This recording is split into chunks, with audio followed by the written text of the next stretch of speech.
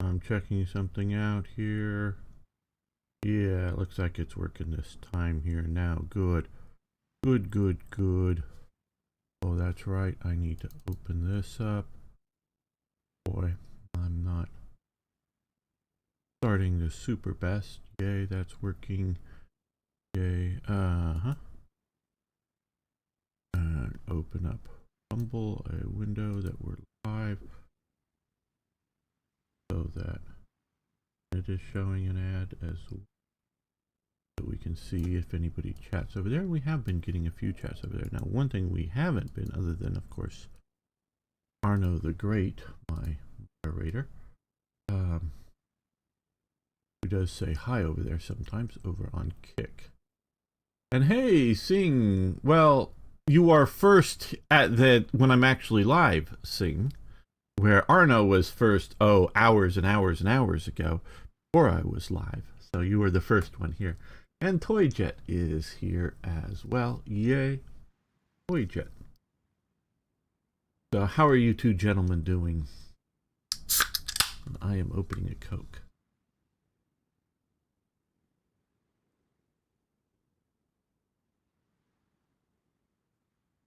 Yes.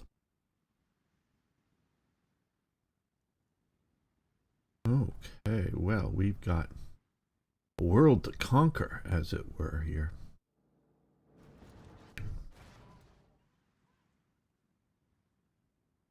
What? I don't know. But, oh, yes. Pretty good all in all. Oh, I'm doing well.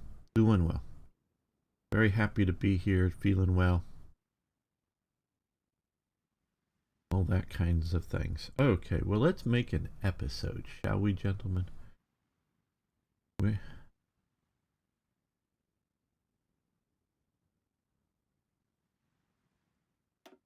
Welcome back, fellow armchair generals. This is Gamer 1745 here with my continuing playthrough of Black Ice.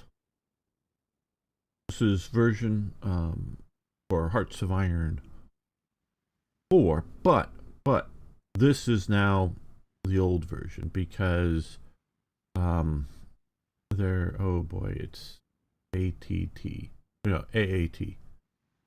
I forget what the initials stand for.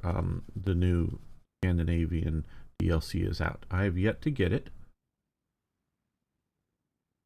And I want to thank I forget who, Aquilo, is that? Am I pronouncing it correctly? I don't know. Over on the Black Ice forum, or Discord, I should say. Very helpfully, I want to thank you very much. Gave a warning that they were going to update both their main version of Black Ice and their sort of test version. That you play a game quickly, you know, as in like get through it within a week or so. Check out their test version. It's I think usually rather stable. Oh, you don't need to be out here. You guys can go back to port. Send you back to Königsberg. But if you take a long time, especially like I take a very long time, you should play the standard version. So any complaints I now have about Black Ice here may be very out of date in that I got a brief flash. So what they warned that the update was coming and none of the save games were going to be compatible, and so I think I got it all right, done correctly. I hope I did. Is I downloaded, well, actually, yeah, I already have it downloaded, but I moved the mod files to another location, and then yesterday, as I'm making this on Saturday, that would be Friday, I went in and modified the MOD file to change it just a little bit here and there, to make it the version that's on my system and not the Steam version. So when it, updates, so hopefully everything is going to run just fine. I may have messed up the process going on here, but hopefully it's good. And yes, I want to thank you guys for the timely warning that things were going to change. And Felipe is here. Good to see you.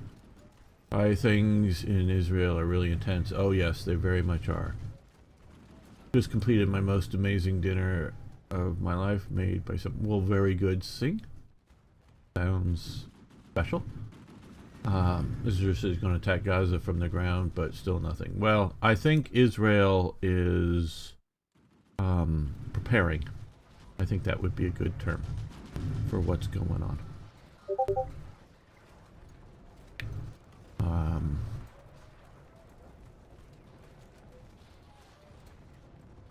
Briefly, I know a lot of you don't know the history of Israel. A few of you, I'm sure, do. And maybe all my viewers do, but a lot of people out there don't. There has been a tradition of either, well, of often Israel being attacked, getting in a desperate situation because it's sometimes very much of a surprise attack. Now, sometimes they've attacked out.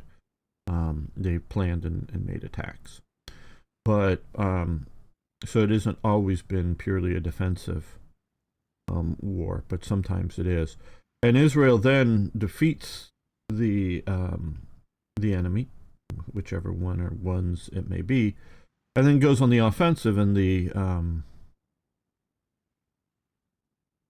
enemy is crumbling. And so, you know, at one point, and I forget which one, it looked like there was a possibility that Israel might push into, you know, I don't know if they would have gone into the city of Cairo, but which Cairo really isn't up here. Cairo really is down here.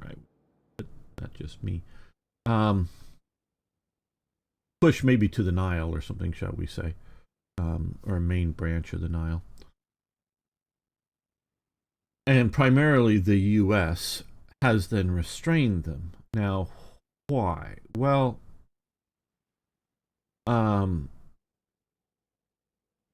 the reason is that there was always the major threat that the Soviet Union would deploy ground forces. I mean, they often had advisors, technical or military or other command type advisors, but that they would deploy large ground forces, which then might mean NATO, US and others, deploying ground forces, and it's spiraling out into a, you know, world war, going nuclear.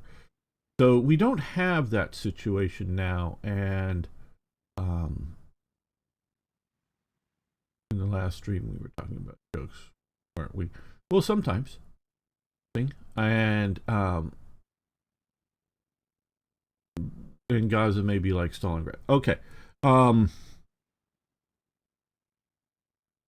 Gaza may be like Stalingrad, but lacking one important thing that Stalingrad had and Gaza doesn't. Stalingrad had from the Soviet side of the war, had a large reserve of manpower that was being fed into Stalingrad, sometimes just barely, but being fed into it. And it had supplies, being both ammunition and weapons and whatnot, and again, sometimes they're just barely being fed into it. So Germany was never able to isolate Stalingrad. Well, my understanding is Egypt is increasing its border walls between the Gaza Strip and the Sinai, not decreasing them. And so Egypt is being complicit, if you will, in cutting Gaza off from the rest of the world. So Israel is going to be able to control the sea. Israel is going to be able to control the land on, you know, two sides of it.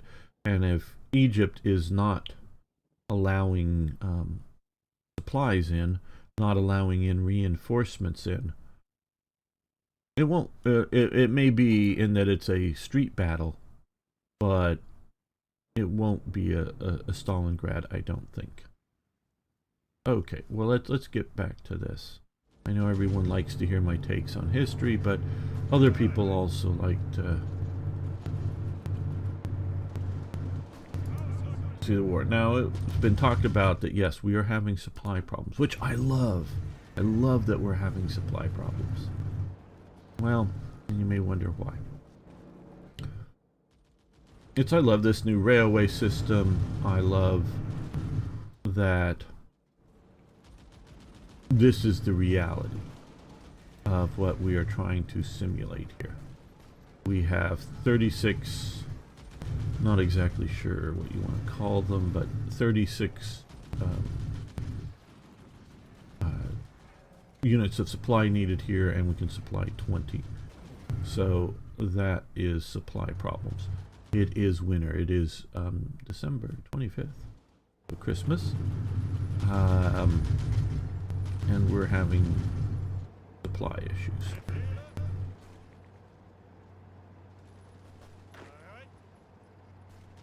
They're coming around that way. They're defending. They're attacking. So we're looking at the front line. See where, if anywhere, we should be pushing that we aren't already.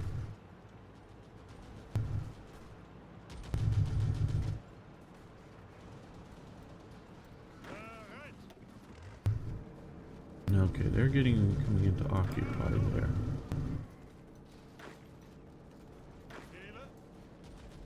Okay, this division's going to attack just to try to pin in there to keep the occupiers from making it into their location.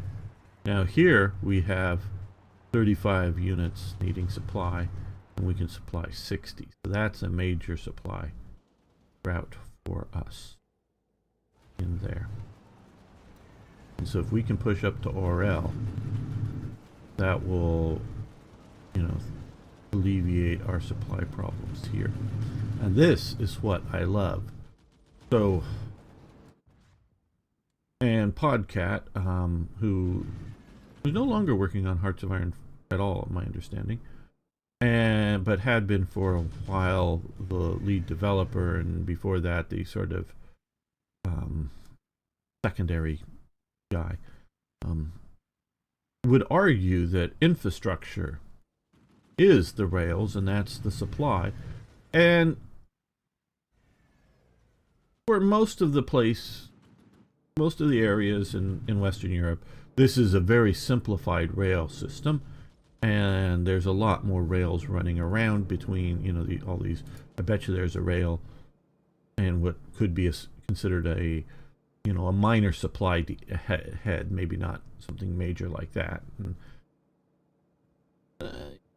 you know, just small things all over Western Europe. Now you could go into the, you know, the Outer Hebrides up here in the Highlands of Scotland, or you could go into, you know, parts of Switzerland or the Pyrenees here in Spain and find areas where that wouldn't be true. But you look around Italy, you're going to find a lot of railways going a lot of places, and that mixed with highways and just regular roadways. Yeah, he has a very, very good point about infrastructure just being a mix of railways and roadways. But out here, you have very little paved roadways. You may have a few things that would be, you know, paved roadways. A few, you know, that are not, I'm not talking like in the middle of a city. I'm talking just, you know, large strategic things. And then it's railways. And especially if you get out into places like Africa or India, China, it's that also. So you need the supply. You need the railways to do this stuff. And hello, Frog Guys, how you doing? Have you tried to monetize some or motorize? No, I've not, and that's maybe something I should do. The first Hungarian vehicle in War Thunder is so bad. Well, that's probably how they were historically. Okay, well, let's see what we could do here. Okay, well, first I want to check out my... Okay, a heavy transport. So we have 2,000. We're using up some more. So okay, let's go to motorized there. That may help there. And where else do I want to try to?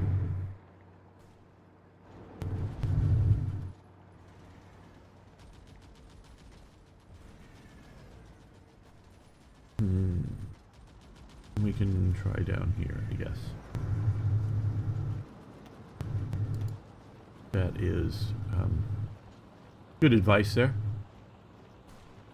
Yeah. All right, so, okay. Good advice, Frog Eyes. Thank you.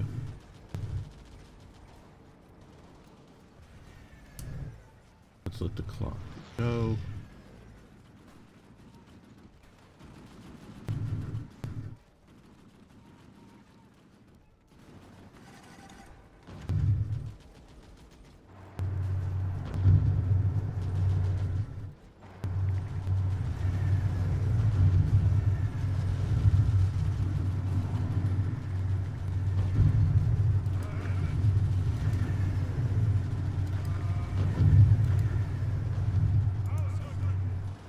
You join the assault.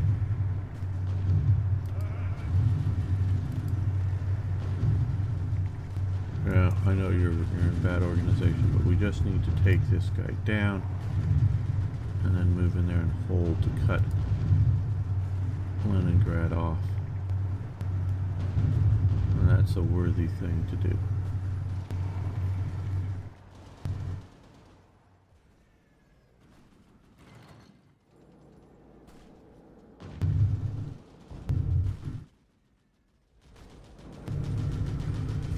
Now you may wonder about us being on the offensive in winter in the east here, and how realistic it might have been.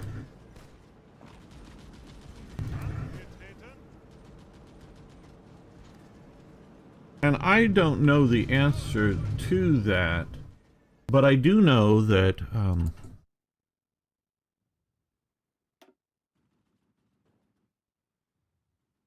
where is it? We did prepare for a long winter, which Germany did not. And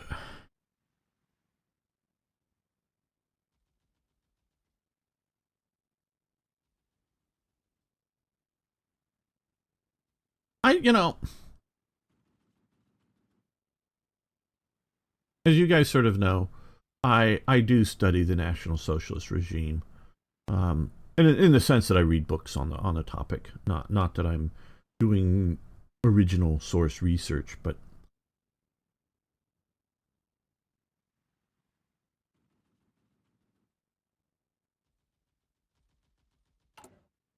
you can say things about the regime that is true in 1936 that is not true in 1939, or is true in 39 but not true in 1945. You know, one of the things is that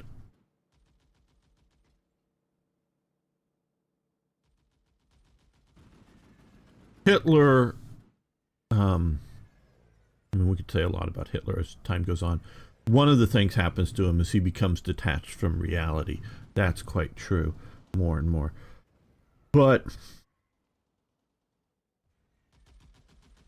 Hitler, and eventually Hitler gets more and more worried about quote-unquote defeatism. But in 41, yes, he has just achieved his, in 1940, his regime control lockup moment of taking Paris. But, and that may be the thing that's there that they don't even consider. The general staff doesn't consider. But when Hitler is planning Barbarossa,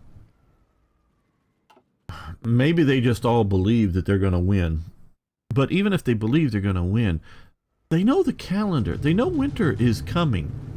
They know winter comes every year. Now, my understanding is that winter may be a bit more than normal.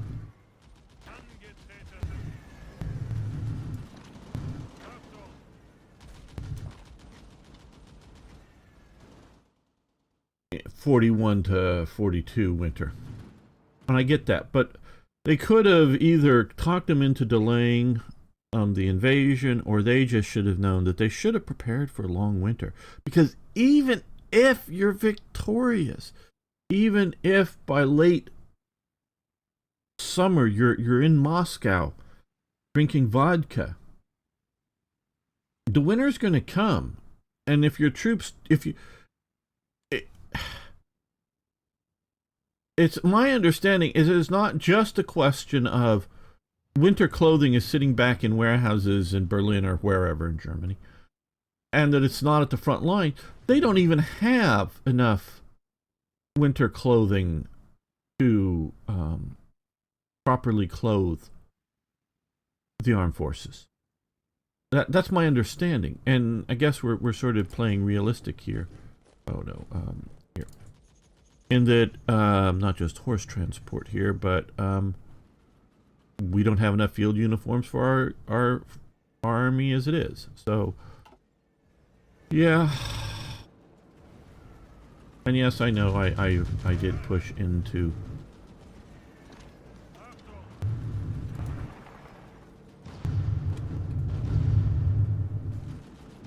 Okay. What we're going to do here is these guys are going to do a very conventional sort of push there.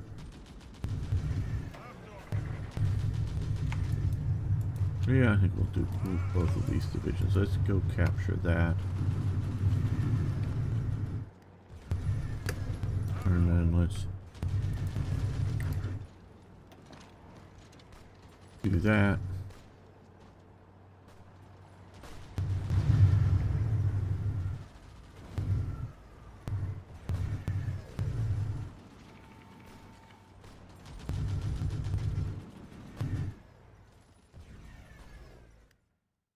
So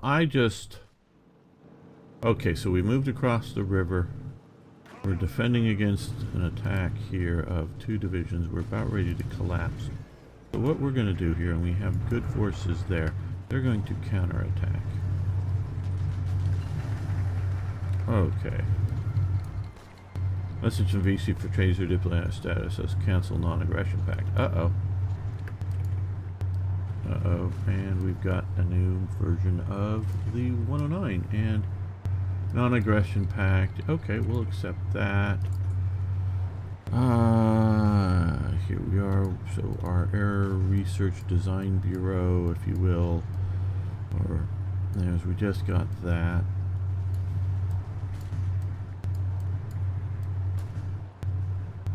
I'm looking for both what we would likely want to actually build, what we might want to...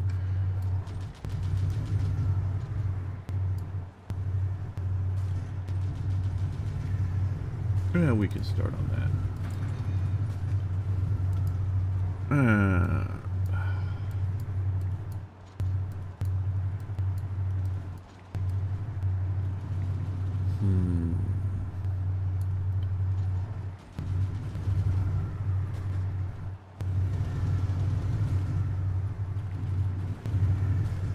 35 days, upgrade Kiev.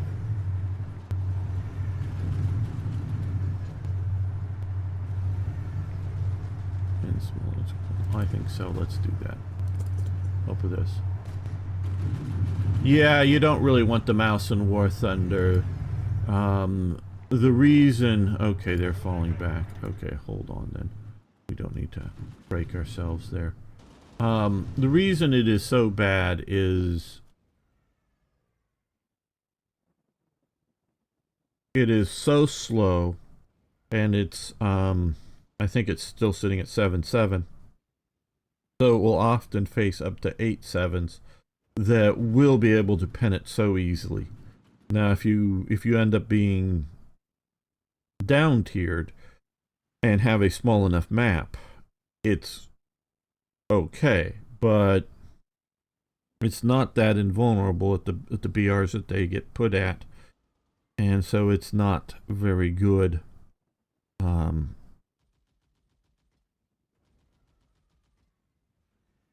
So yeah, no, it's not. Hey ZZ, how you doing? Good to have you here. Actually, sort of early than normal, I think. Okay, you guys are moving in. You guys support that attack. You support that attack. You move up to there.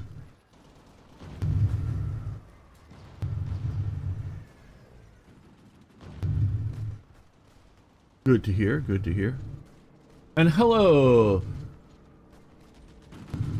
Kekchos? Kekchos? I don't know. Hello, how you doing? I don't know if I'm pronouncing that right. Toy Jet is now over on YouTube. It's hit by ATA gems and heat shells, yeah, all the time. You're going to, yeah, get 1 or 2 shots after driving for 10 minutes. Absolutely. It really isn't a thing, other than just for memes or whatever, it really isn't a thing you particularly want. Okay, let's look at supply now a little better. I don't know.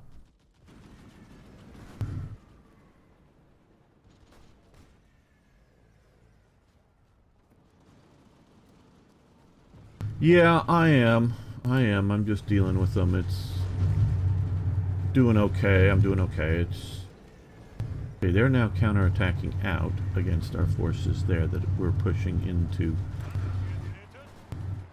trying to cut.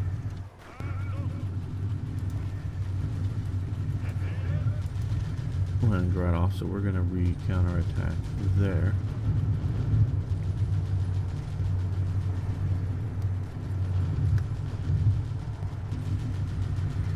Damn, this is looking historical.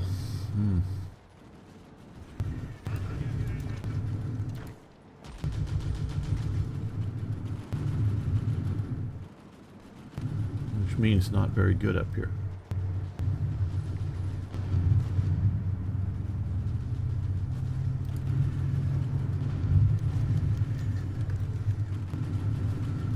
Okay, he's gained some skill, very nice.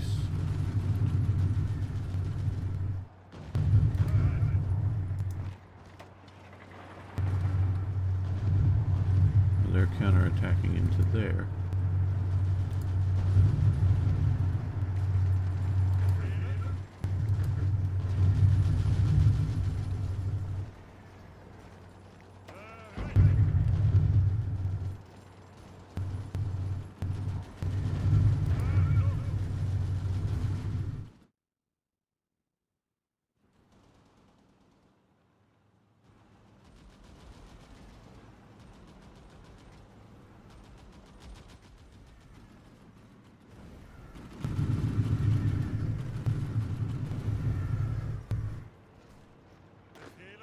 Well, Romanian troops, you attack there. And you support that, and you support that, and you support that.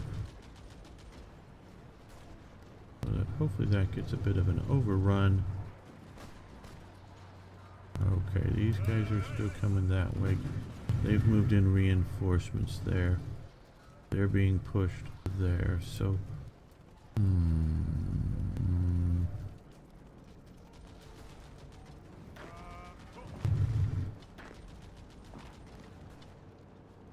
These guys are going to push with support from over here.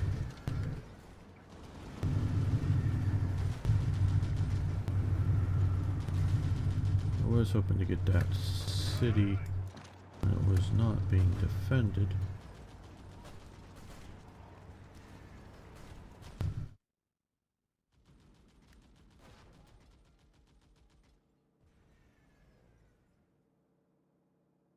T-95 and the Tortoise, also the Yag Tiger.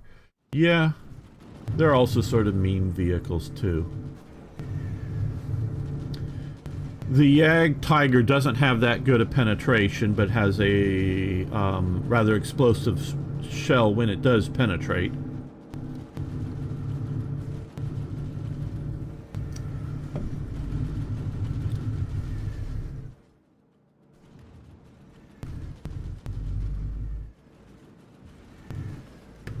Okay, so we have now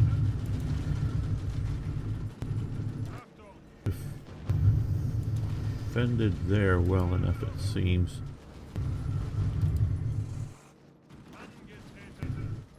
All of these guys, I guess, are doing badly because of the lack of supplies. But we're going to push in anyways. And here we're going to try to just slow up that one reinforcement from getting in there.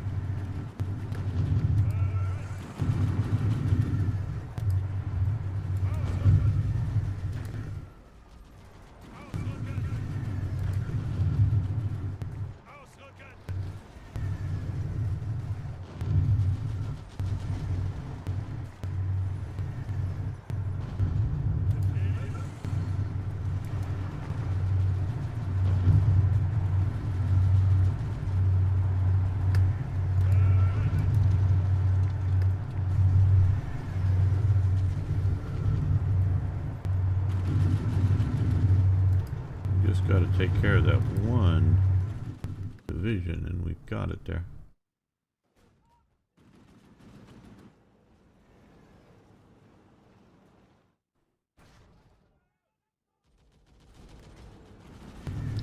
But that's what they always say.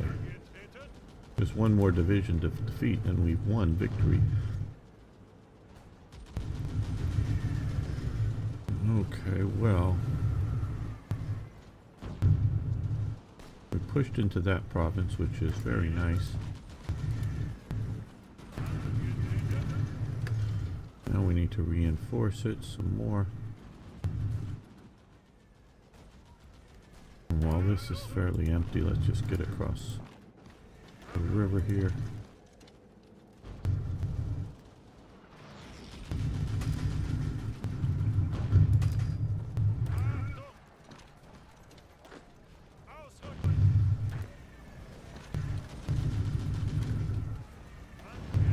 Send in our panzers and our cavalry.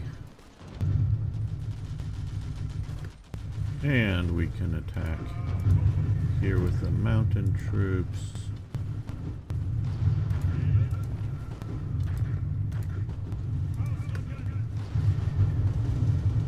Yeah, we can put a lot of pressure on the sort of Moscow front.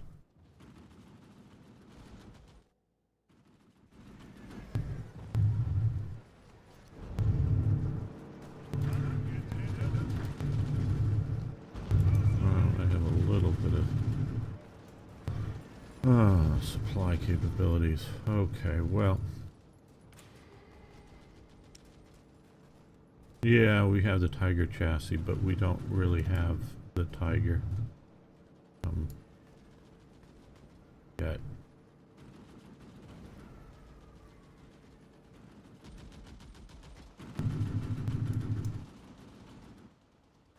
So we're not going to be producing that just yet. And we do have some new fighters, yes. Okay, well, on the new fighter front, let's... I think it's up top. Yeah, we're at 100% efficiency, but we're just going from the F4 to the G, so minor downgrade for hopefully a much better aircraft. Let's look at our construction here. Okay, well, we're getting some more factories coming online. That is very good.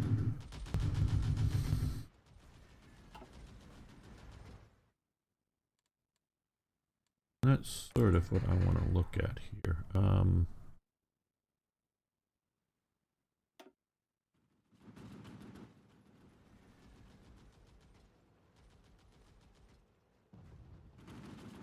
We got to level 40. What we need to do is get a serious supply dump up here in this area.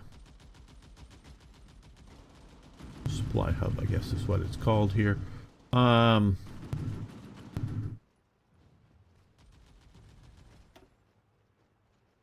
that close enough to the front line with still being a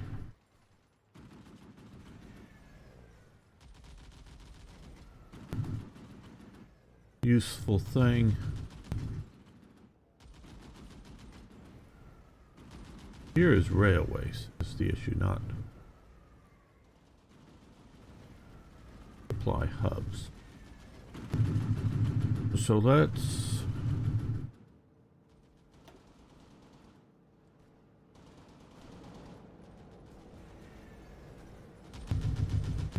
well, yeah, that's considerably closer. Let's put it here. Okay, so we're getting that.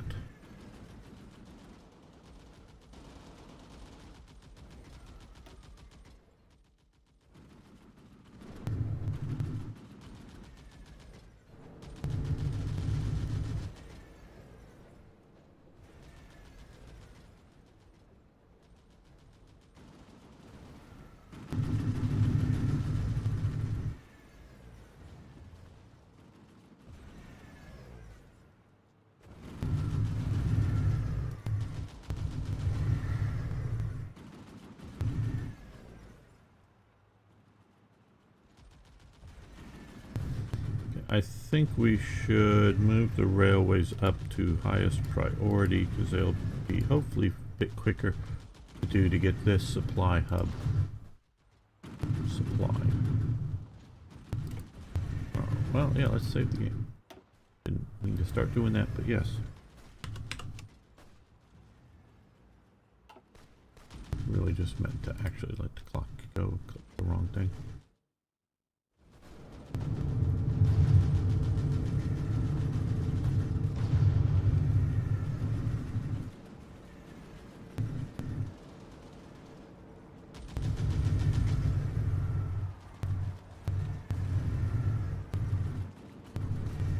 Okay, now they're pushing back there. They're getting reinforcements. So what we're going to do here is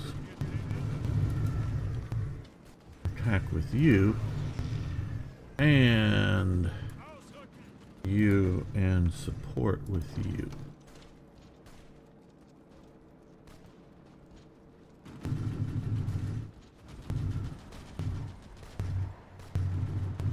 Okay, well now that they've got some forces there, well, you know, let's send in the infantry division and you attack that way to deny them reinforcements, and you can also support that attack.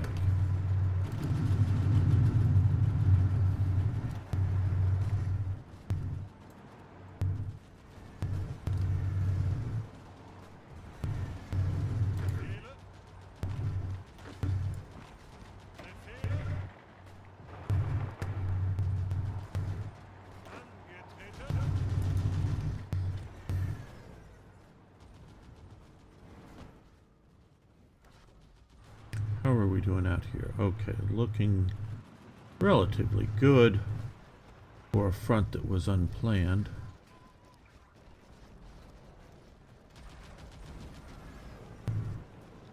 I'm very much paying attention to the flags of these divisions.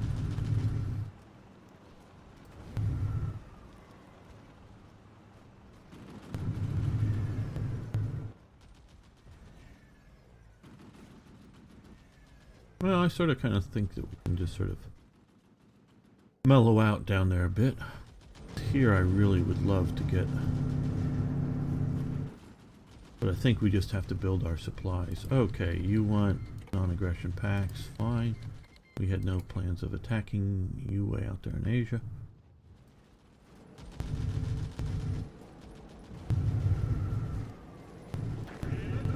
You stay right where you are. Okay, Singh. Thanks for hanging out with me. I do appreciate it. Have a good day or evening, whatever it is there on the other side of the world right now.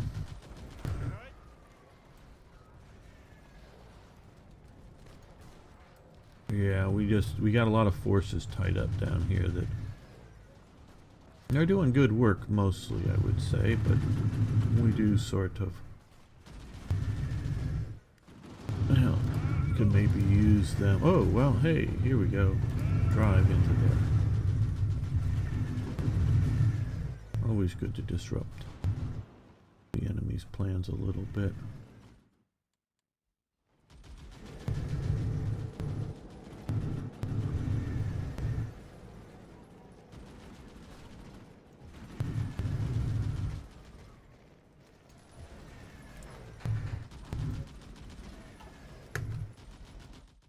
Yeah, I know the speed that I play takes forever to get anything done.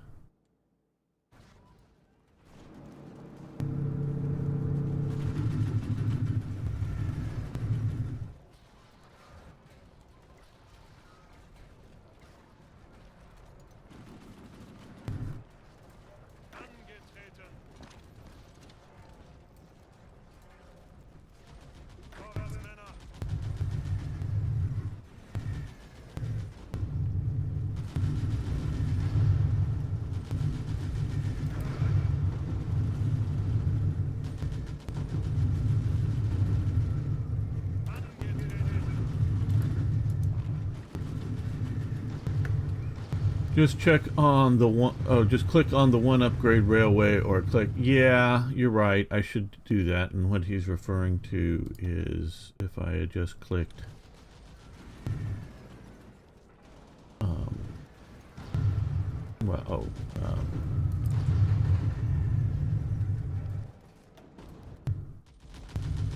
right here, that would have done that. Yeah, you're right.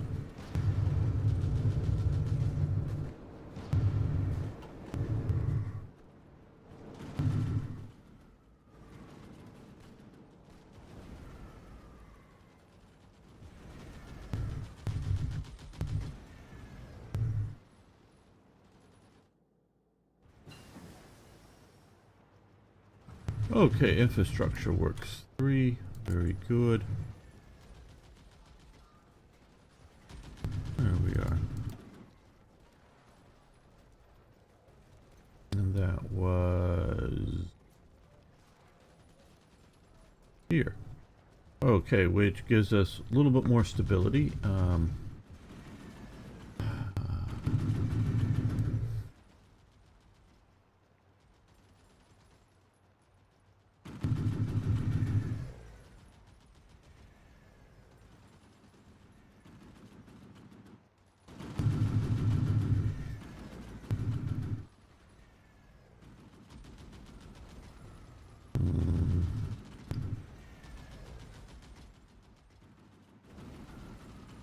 Fly range plus 3%, that's rather nice.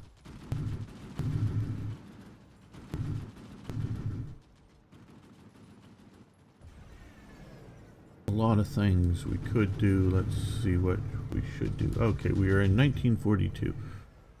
So multiple vaccines, good, but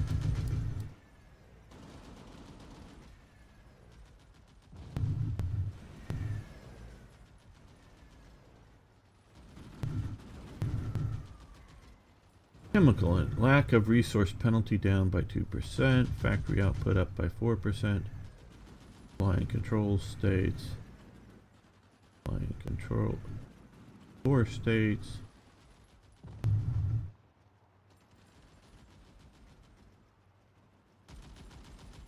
army fuel capacity up 40%.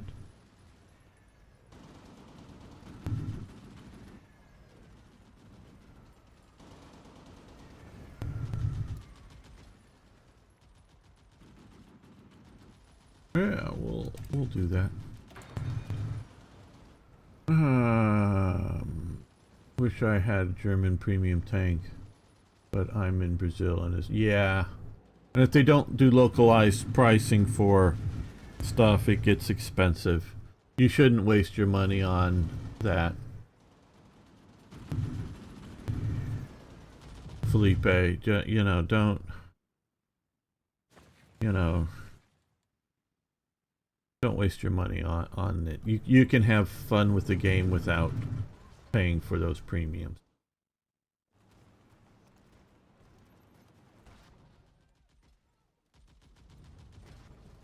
Because that's all that really matters with those games anyways. Even these, is just having fun. If you can have fun without spending huge amounts of money. Okay, so now these guys are in here. They're getting a pounding. Let's see, what can we do? We can attack here with him. And we can attack here. And these guys can support that attack.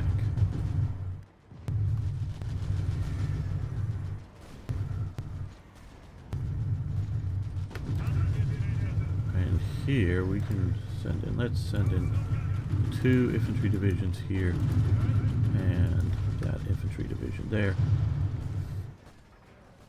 to push on the front that way.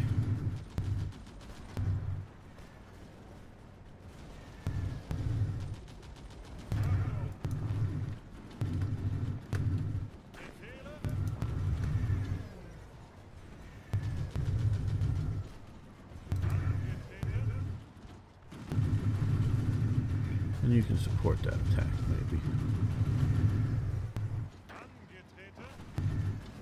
And you can join it.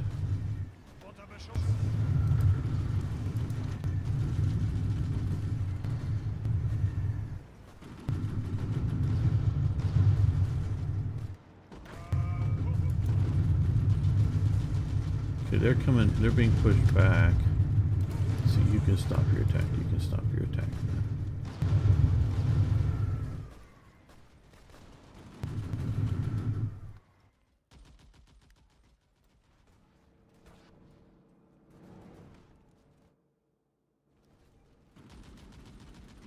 No, I have not. Hello, Dominique. How you doing? No, I have not tried it. What I did do yesterday was make sure that I had a working version of the older one because I wanted to continue with this series. And I did just very quickly click around before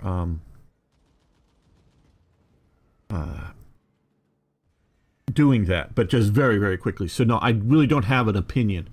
So I'm out of date when it comes to Black Ice now. I did consider restarting all over again. There's very good reason to do so. Partially just, of course, to look at the new version.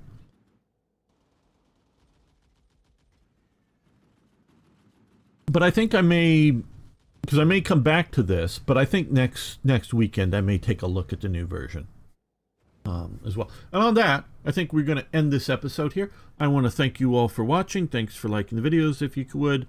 And of course, if you're new around here, please subscribe to the channel.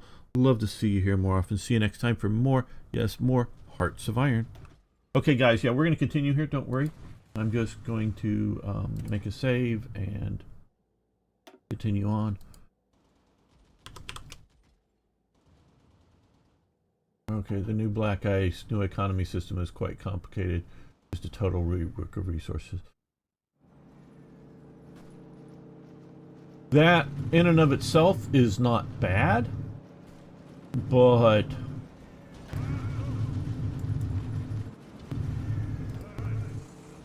I guess I just have concerns over whether it is how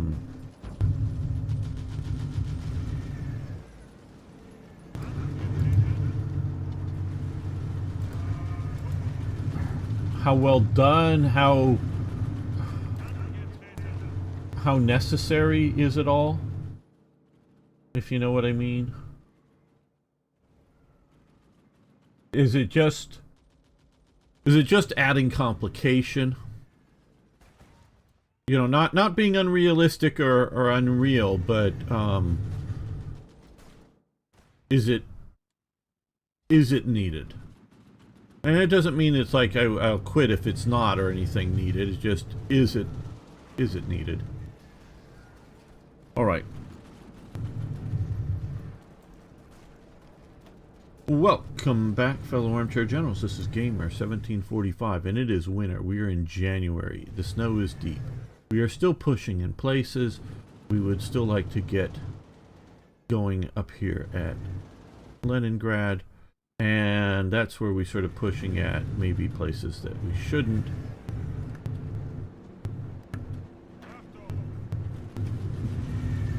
Up there, but mostly the rest of it we're pushing where it's advantageous to push.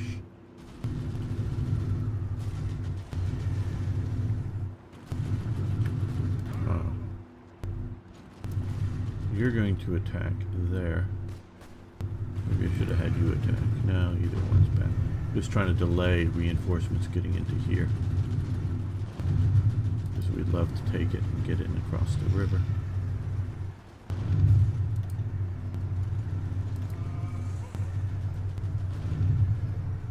going to succeed in that attack, but it would be nice. Did they shorten the time it takes to do any of the national focuses, or have you paid enough attention to that and you're looking around?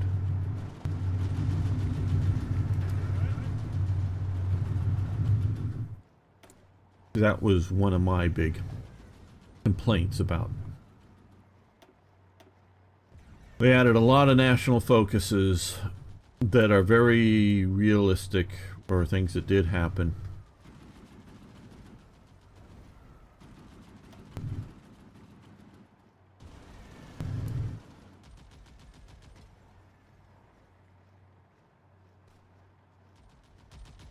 I don't know that that's actually going to help us.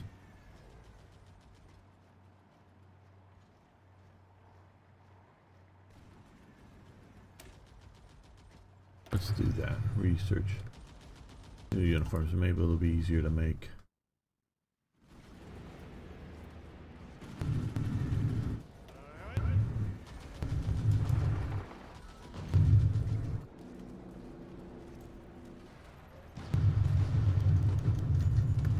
Chinese Soviet Republic issues diplomatic protest. No, we're not going to do that.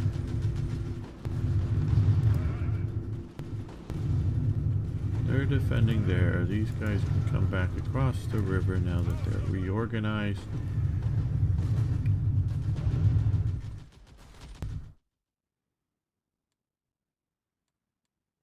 How is our construction doing? It's taking a long time because we're going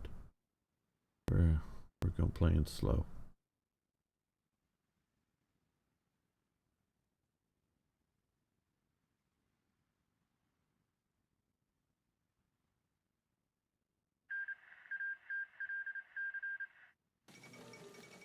Republic of Iran has capitulated, so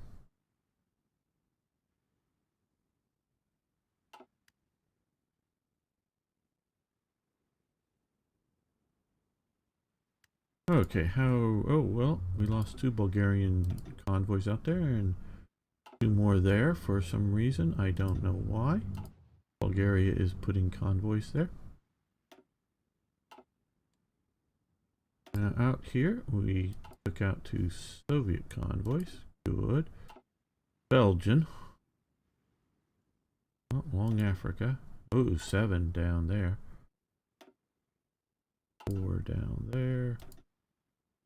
1 there. Okay, so we're having some positive effect, it would seem, on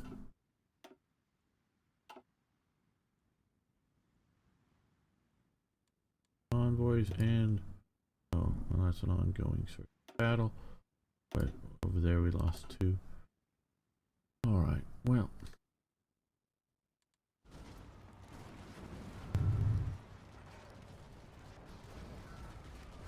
Okay, so we finally got that little tip of land there.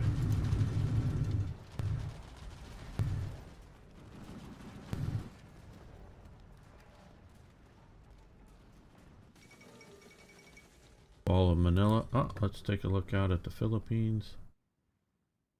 Okay, Japan has got big chunks of the Philippines, got lots of Borneo, some of Sumatra and Java, and is battling for the Manila or Malaya. Okay, well, good for them.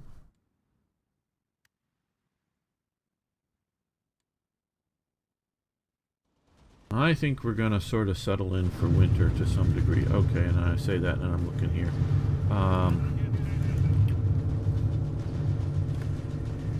Counterattack. Here.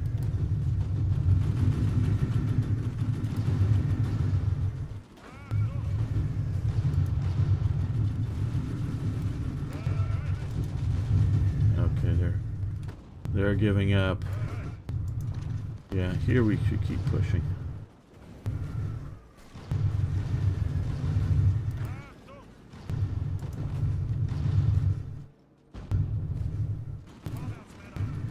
Okay, well you can stop attacking.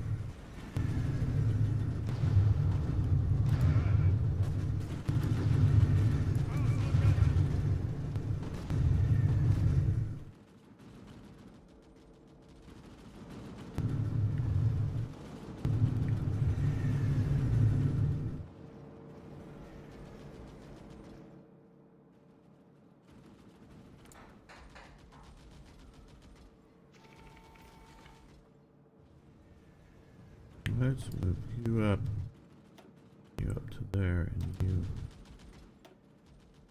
get these two factories done. And then get those two supply hubs being built.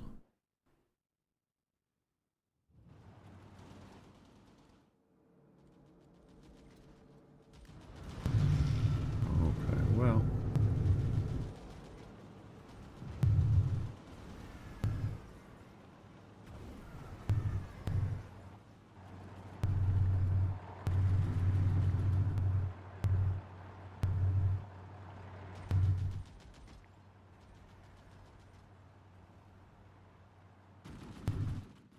Well, I think it was being a bit too slow for viewers if I played it on speed 1, so I've moved it up to speed 2.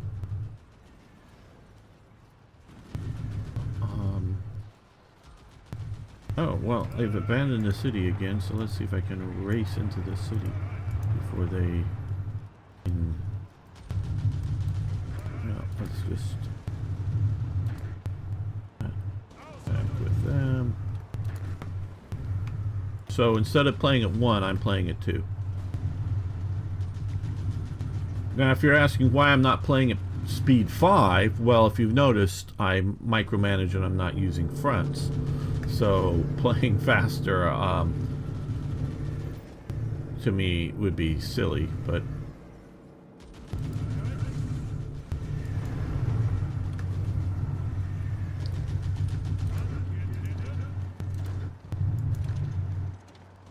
Hey Arno, good to have you here, my friend.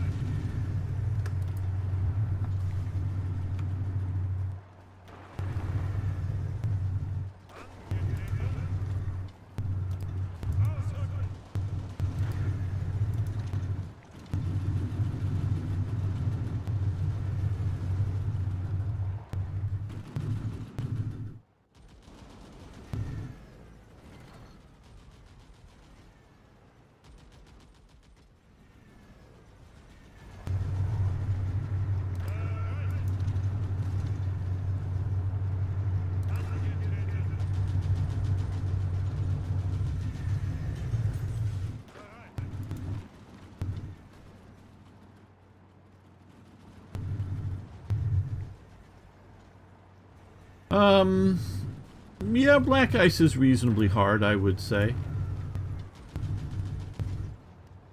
It's a real learning curve.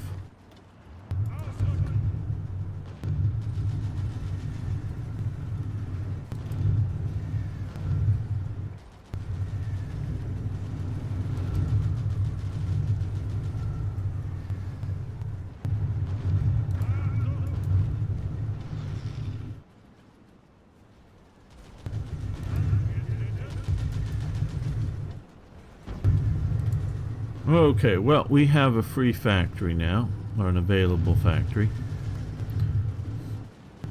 And we should look here, and uniforms is probably, I mean, or horse transport. Uniforms, I think, will be the thing that we actually make.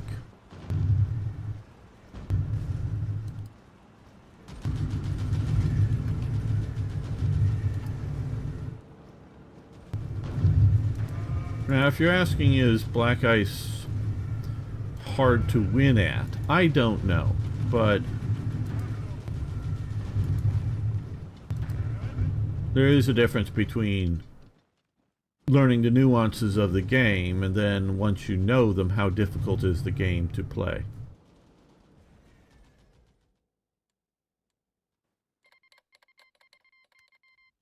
we keep getting embargoed by Finland. Okay. And we will do even more uniform. Get our guys clothed at least. What decisions might we make here?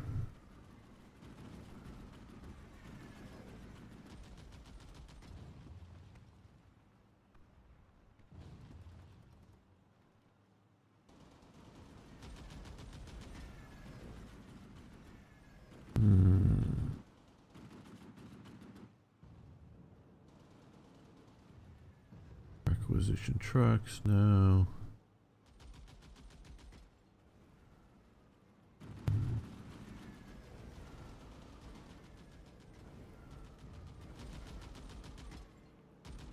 I don't like these things.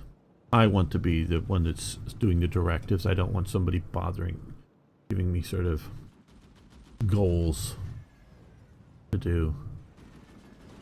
So yeah. Nah, I don't like that.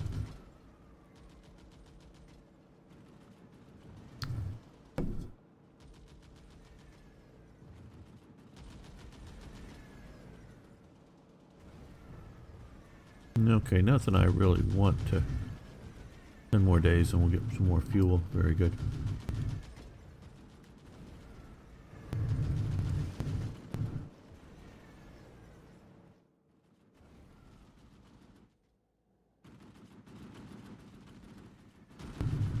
Oh good, we got the city. So we've got the city. Now we need to get rail connection to it. So,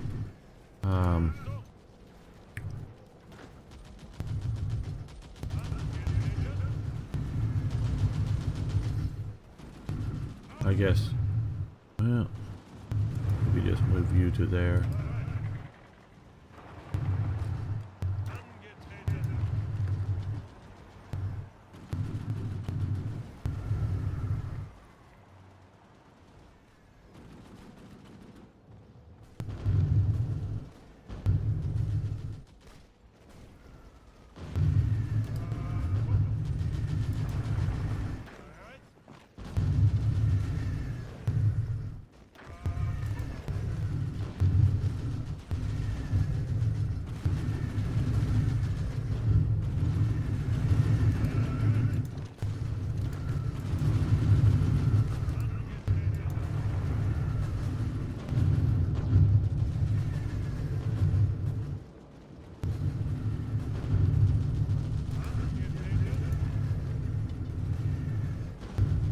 Hello, Kronos.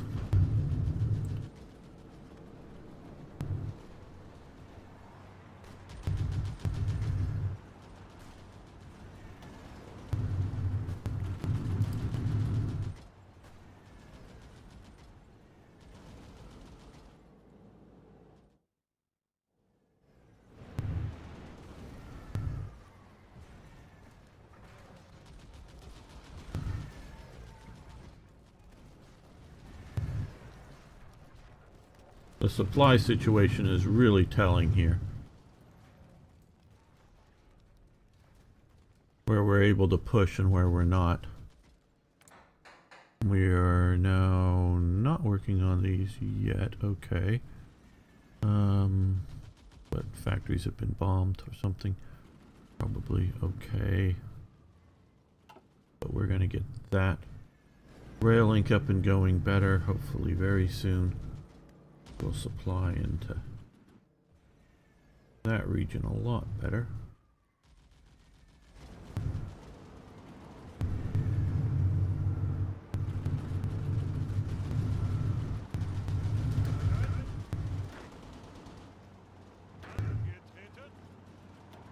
Well, you can support the attack.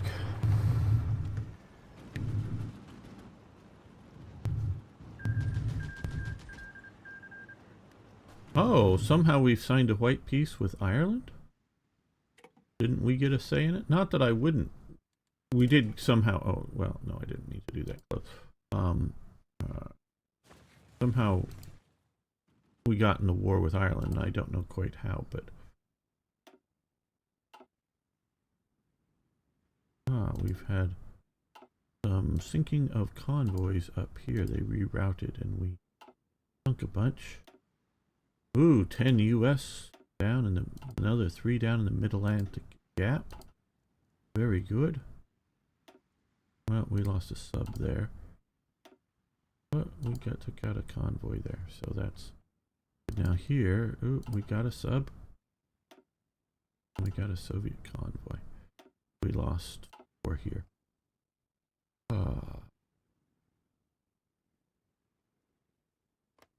Let's look at what we're going to do here is put this on and never go. So hopefully that'll stop this damn stupid convoy running. Hopefully stop us from losing ships unnecessarily.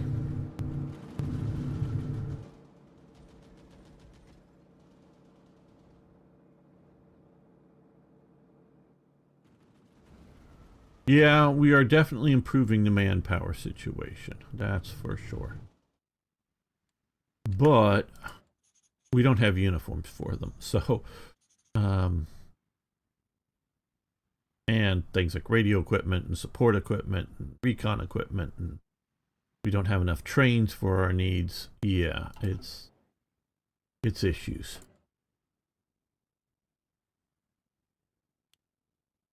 It's issues.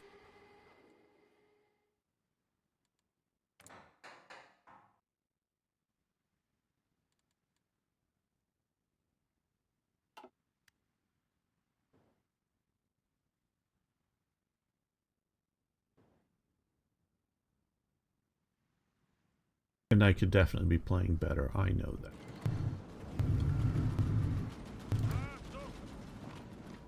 Where we can, we are pushing though.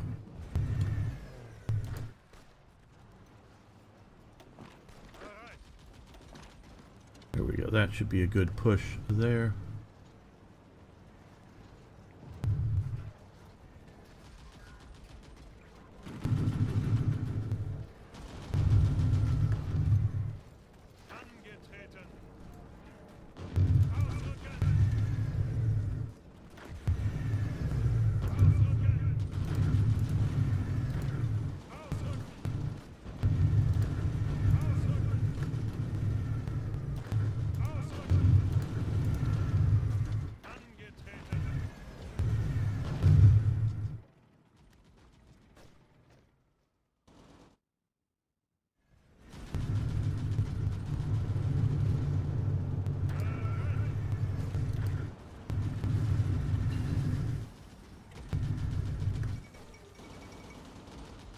Philippines has capitulated, very good.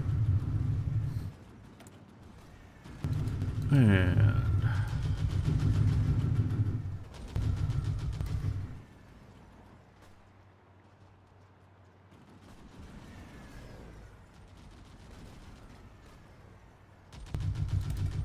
yeah, we could do that. That'll be helpful. But supply is the key here, because if we can take here, we should have a supply hub there, I think. Isn't that a supply hub? Maybe not. I thought it was. Maybe it is. But we don't have rail connections, so we...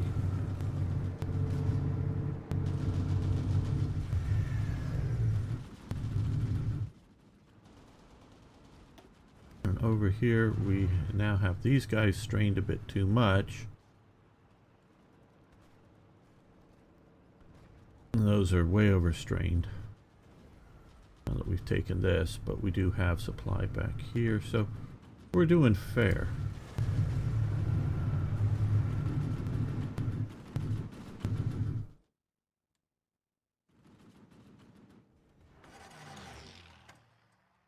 Now, if we don't have enough trains,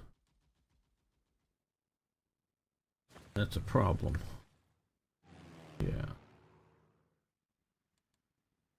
How is our reserves of fighters? Okay, and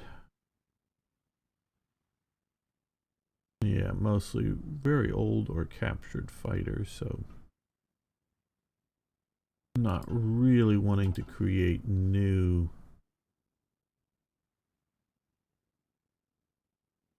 fighter groups.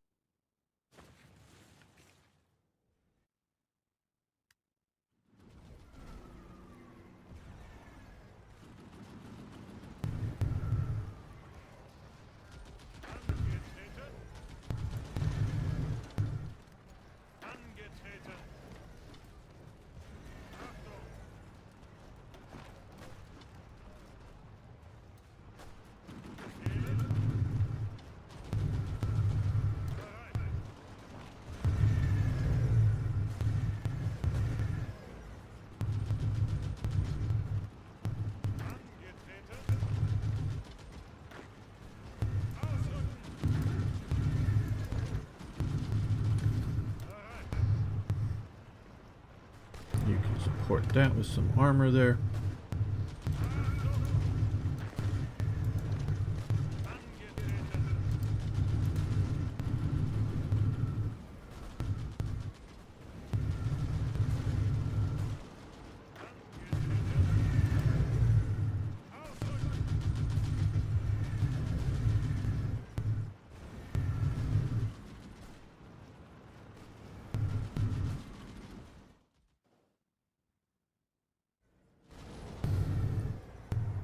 They're pushing all along the northern front, and except for here, we're doing well.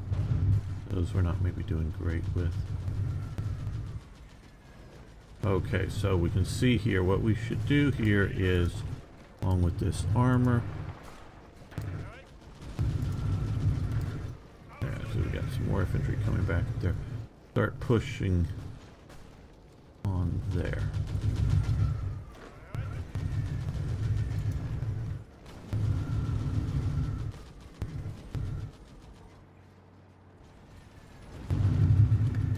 We can hit there to counter this push from the north.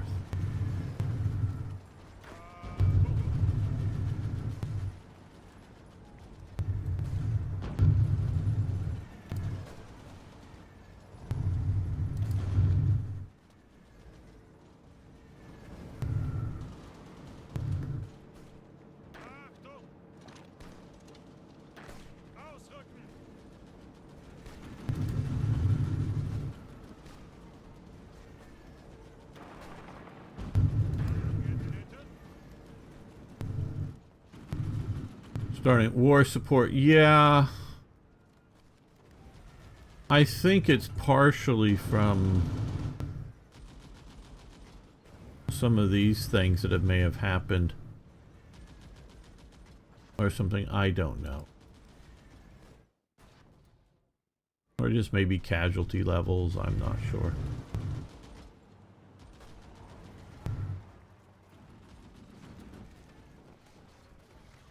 I'm really pushing in this northern sector now.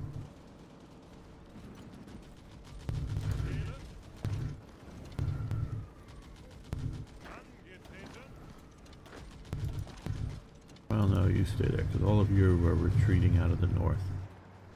So...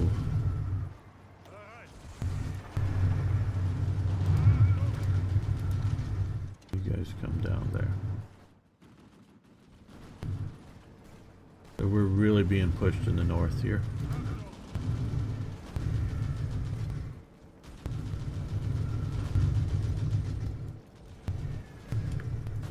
Okay, they're getting...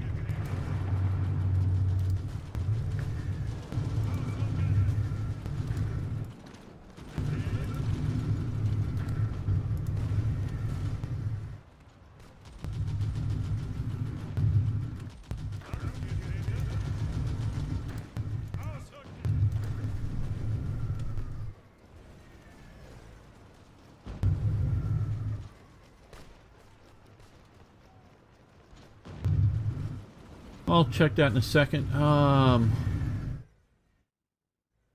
the IS ones aren't terribly good, so I can see why you might not like them, Felipe. What Dukas are we currently producing?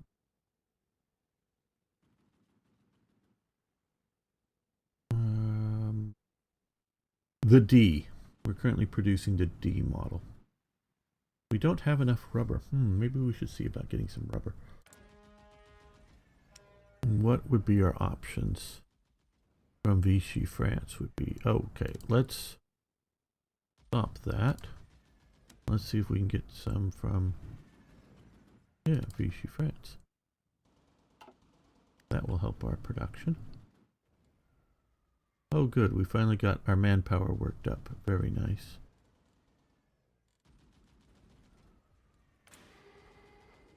Okay, we're now positive on rubber, which will mean aircraft and trucks and whatnot.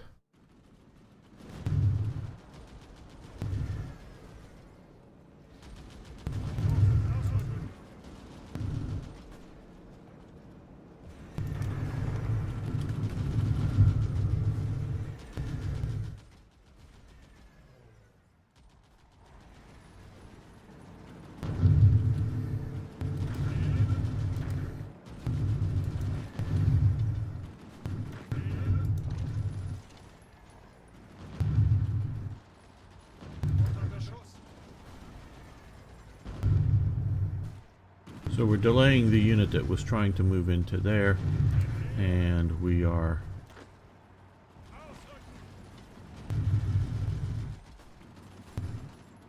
filling the gap ourselves. So okay, they've been pushed back. All right, let's. I know we did.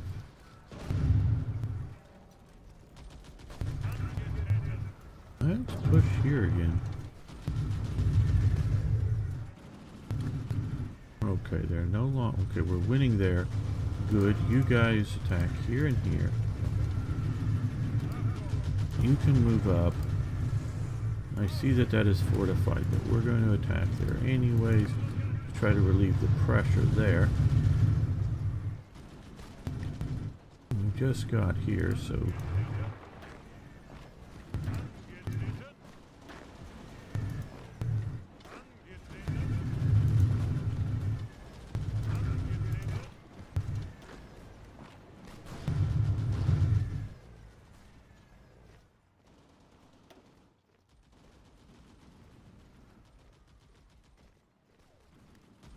How's our construction going? Oh, we got our rail line done. Okay, so now here we had been 50 some with able to supply 20. Now we are 52. It does shift a little bit with units moving around, but we're able to supply 40. So we're able to do a lot more. Yeah, I mean, it's not nearly as bad as it was. So that is good. We're now getting these two supply hubs, which will take a long time, but here and here being built. And once we get those built, that should sort of be enough to supply some of these units. Very good. Yeah, let's produce a few more factories here.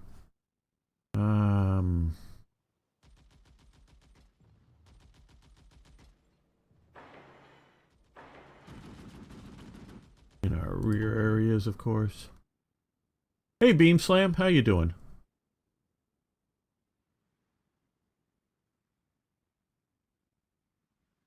Well, I didn't know you were sick. Sorry to hear that, Arno. Hopefully you are feeling better. I should learn how to speak.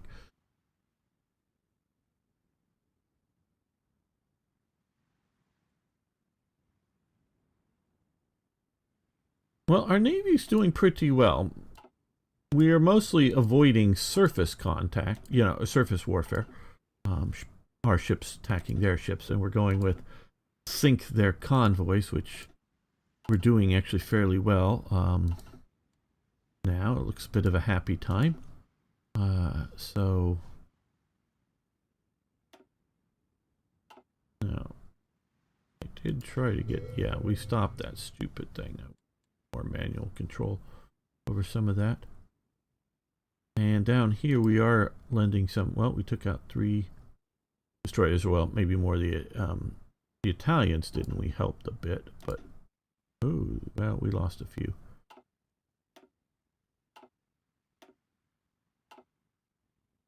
So doing okay.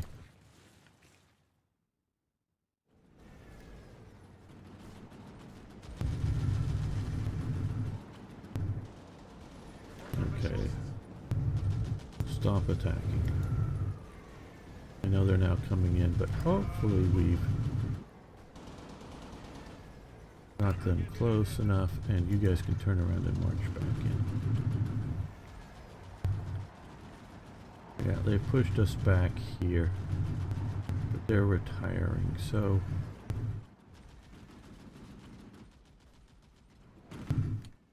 oh, down where? Oh, here. Okay.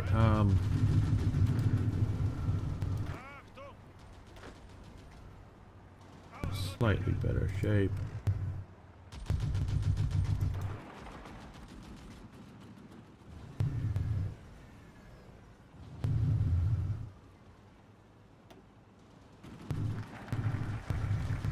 Okay, so we've got some highways improved.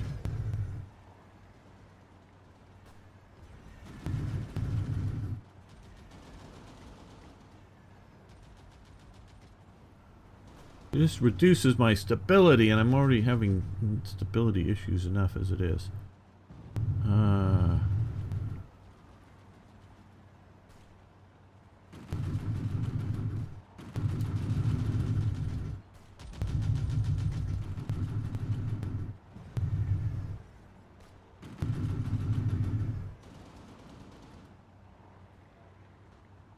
Okay, we're doing good on fuel, so I don't need to push for more fuel at the moment.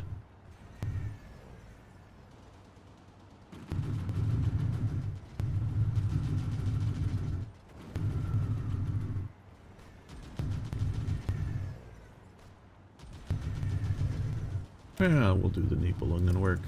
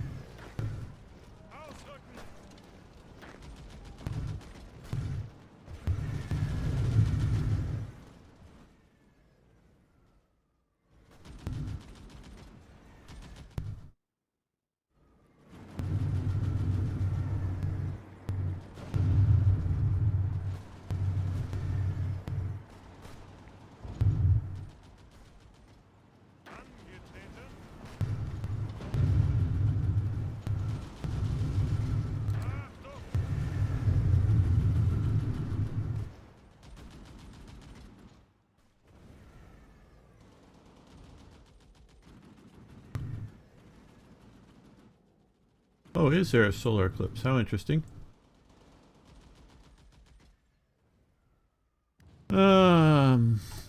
I don't know if there's anything worthwhile. I don't think we have a good domestic minister I want to do.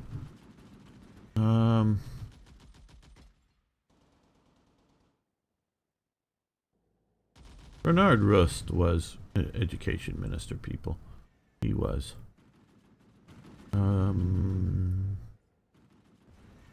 Postmaster General. Naval Speed. Maybe he's an idea.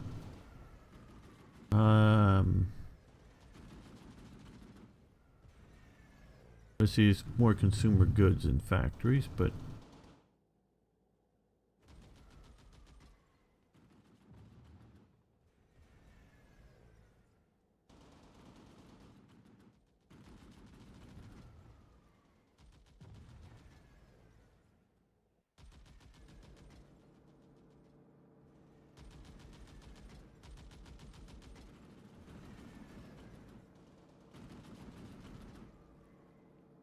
supply consumption down. That would be nice.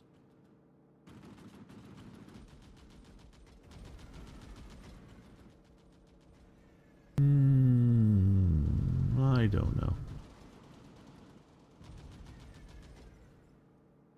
Yeah, let's... I like the supply consumption down. I know it will a little more. 1% more for the consumer goods.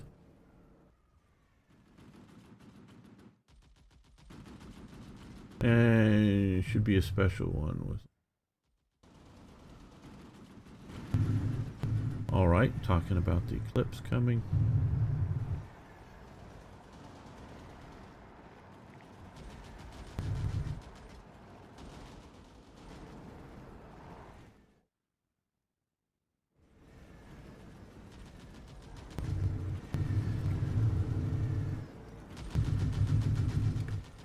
Okay, well...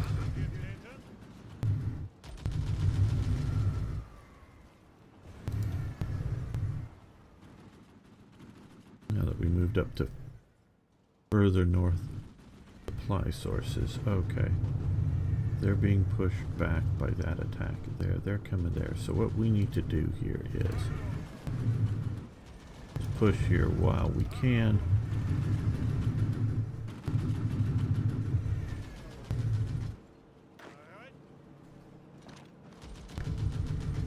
Pin forces there.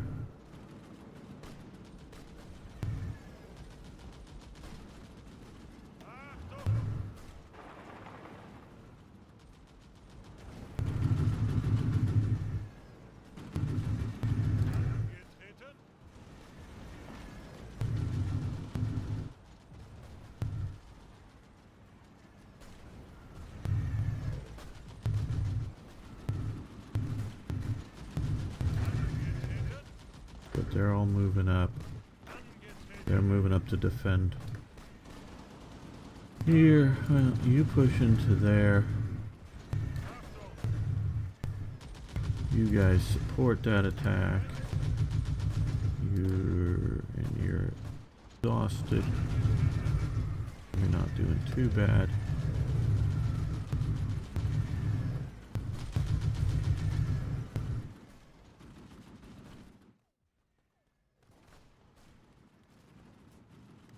Now that's gone down to just 42 needed instead of 52 because probably taking a supply source down there.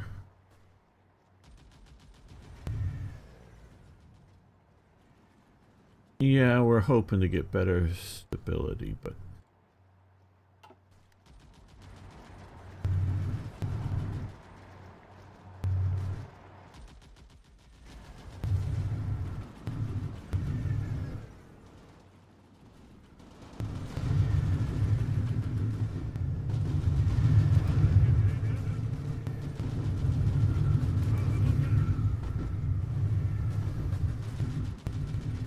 they're being pushed back. We're getting some reinforcements coming in there. They're heading that way.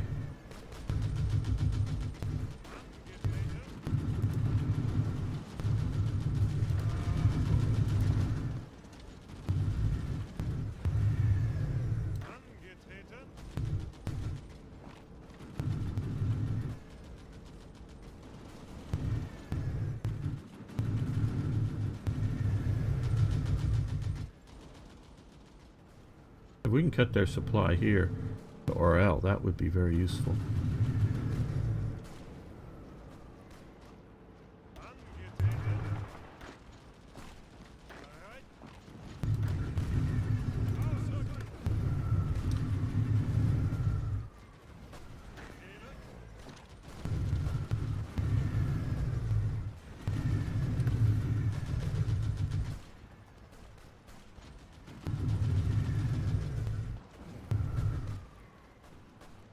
Well, that'll be interesting. Right now it's normal looking in California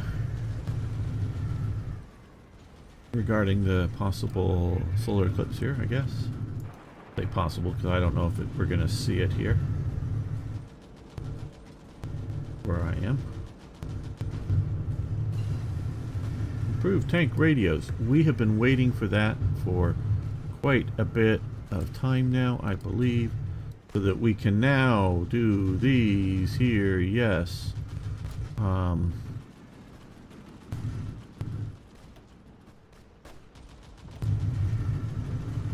There we go. We now have better models of 38Ts, a Panzer IIIs, and Panzer IVs.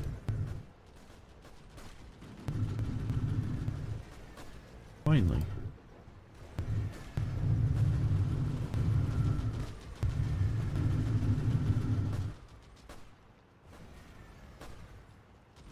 Now, I don't know if we're going to, well, we're going to put them into production just yet. What are our stocks? Oh, we got lots of tanks. Okay, so yeah, it's more trucks that I think we're having problems with, or is it just basic equipment? Oh, we got lots of trucks. Okay.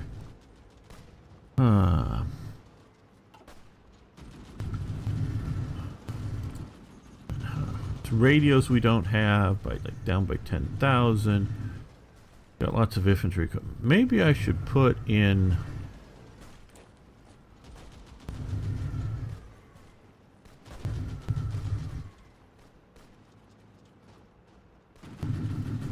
Well,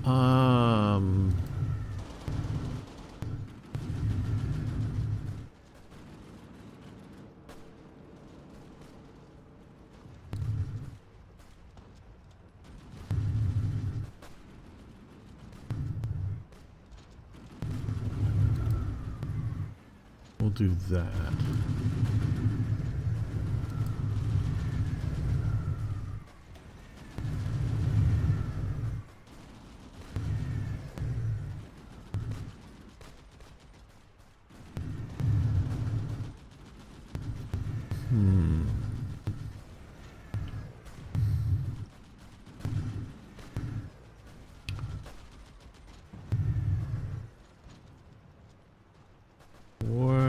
Okay. Here we go. Panzer Division 2, 1940.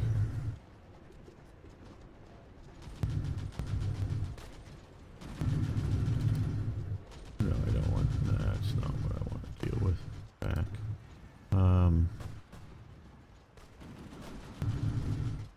Edit, I guess. Okay, I just wanted to look here. Okay. Support. I think we have all of that. So what we're going to do here is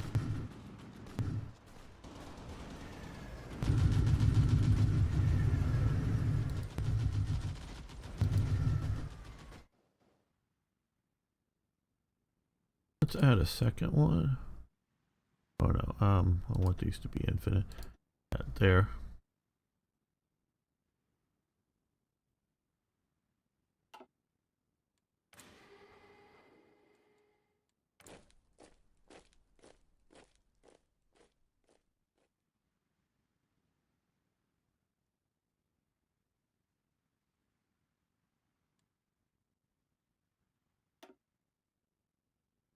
Put it somewhat close to the eastern front. Let's go. There we go. So now we have 2 Panzer divisions in training. Finally a new division in training.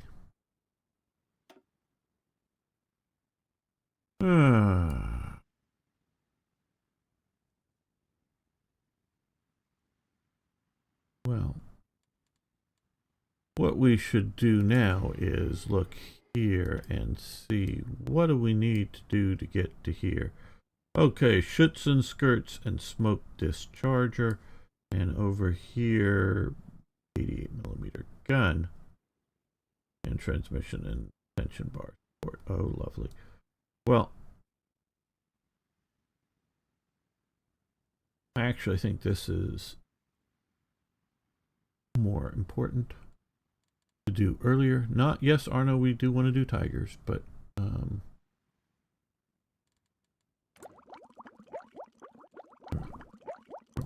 close this. Okay, let's look for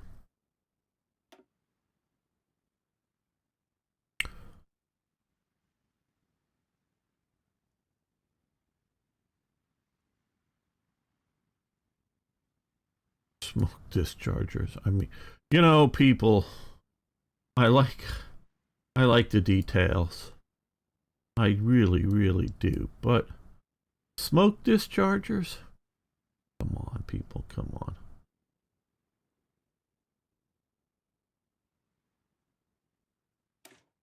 Part of it, I gotta find the damn smoke dischargers. That really something that helps the game out. Like, well, if you didn't have the smoke dischargers, you can't have this. Yeah, I know it's a specific model of vehicle, etc.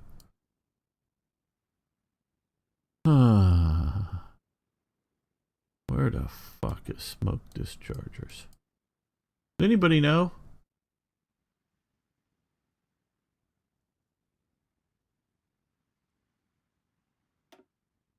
Where smoke dischargers are? I mean, just a freaking sort of flare gun that smoke around it that is then attached to a tank. I'm sure some development goes into it, as in armor technology. This may be it. No, swimming, no. Schützen is one of the things we needed, but it was also smoke dischargers, external fuel tanks. Okay, that's the trend. We need that for the Tigers, yes. You know, we're not doing diesel, we're doing other. Those are all needed for the Tiger. Where is...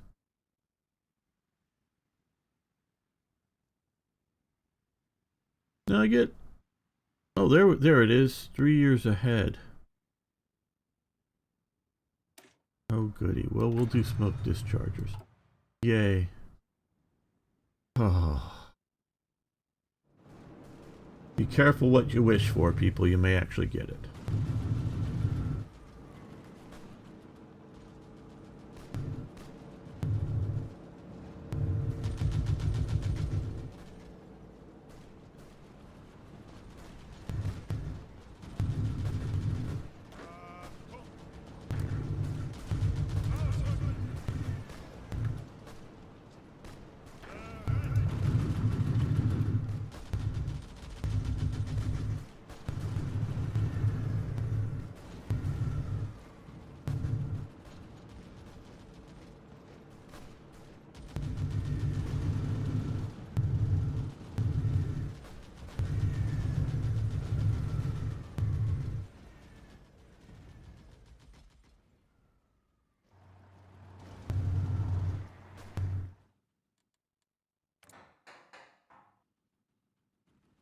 These are going to crawl along November.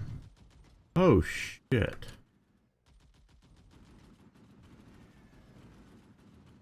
November of 1942? It's going to take almost a year? Build a supply depot?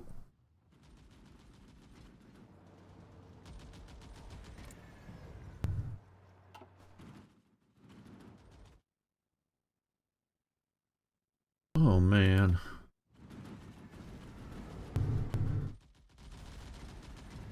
Well, I guess keep building on it because...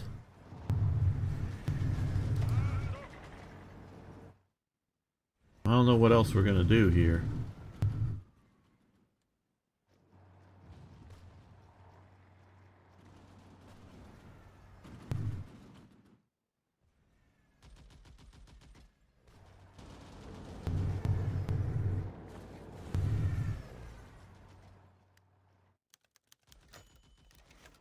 Boat's plane crash. Hoped he survives.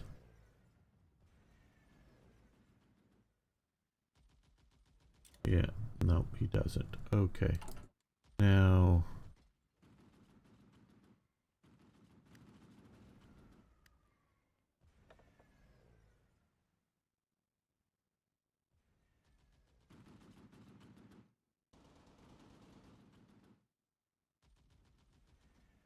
This, I don't like the way they do Spear, because they have Spear purely as a construction guy.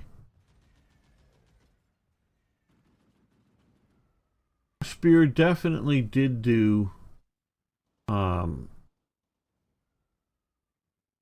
construction. That is for sure.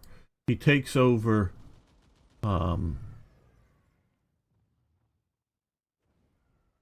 organization tote.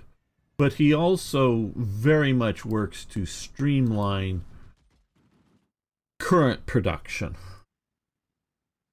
That is a major, major focus of Spear as well. So I recently had, and sorry I forget what name, and you may be watching. Hey, you know, he was saying, hey, I don't think Germany could possibly win. Love to chat with, you know, love to debate that with you. And I thought he was meaning, you know, either in text below it, the video, or come on and do a debate. And I go, I've already said all that I need to say about why I think Germany can win in many different videos, and I don't need to debate that. And then he says, well, and he came back, well, just on Discord sometime. Well, maybe we could chat sometime, but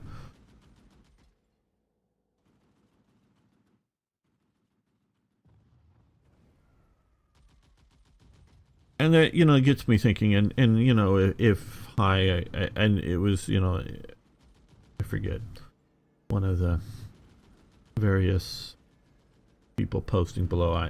Sorry, I'm not keeping as good a track as I should, but you know, some of my maxims are: war is a political act, politics is perception. So if you get the perception of being undefeatable, what are you? Undefeatable. So yeah, we don't, you know, and you reference nukes, and well, with nukes, yeah, how many nukes did they have available when they dropped the 2 on Japan? Oh, I believe it was the 2 in theater. They may have had a very few nukes, you know, sort of in production beyond that. And so, you know, if you're looking at a Germany who is at peace with whatever rump Soviet or Russian state, might still be Soviet, but you know, but they've controlled, like, you know, they've moved the border radically east and set up a, you know, a stable system there. Whether they're controlling Moscow at that point or not, I don't know, but Germany's controlling that, and Germany's controlling the Mediterranean, and yeah, maybe Britain is still, you know, not controlled. And you drop a bomb on Berlin and, oh, I don't know, Dusseldorf, wherever Dusseldorf is, and it's in this area. Does that mean Germany's going to go, hands up, we surrender, no more, no more? Or will that just enrage them? Will that just enrage the Germans? We don't know. Now, if those things happen and you have Paris falling after D-Day, and you've had Rome fall, and they're pushing up here, yeah, that would probably collapse Germany, you know, two nuclear blasts that go off, because they may think there's going to be, you know, 10 more following on, and they're crumbling anyways, you know, and, you know, Soviets pushing here in the east.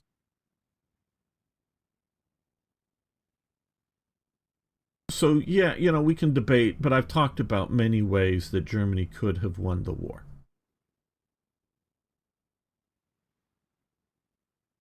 Right. And I've talked about a lot about these people here.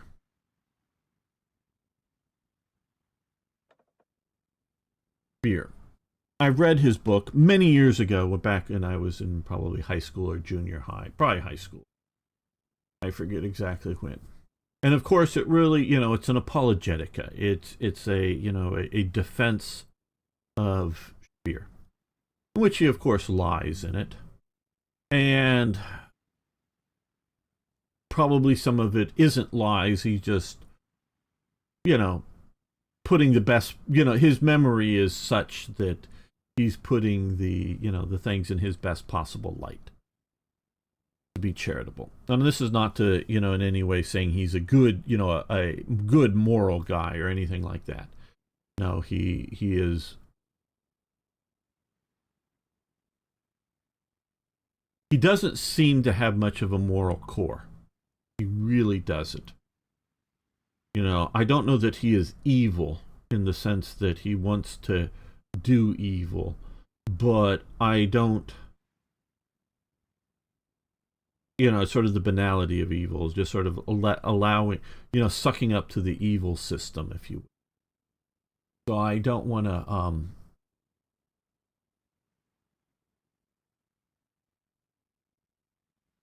you know, whitewash or make it seem like he's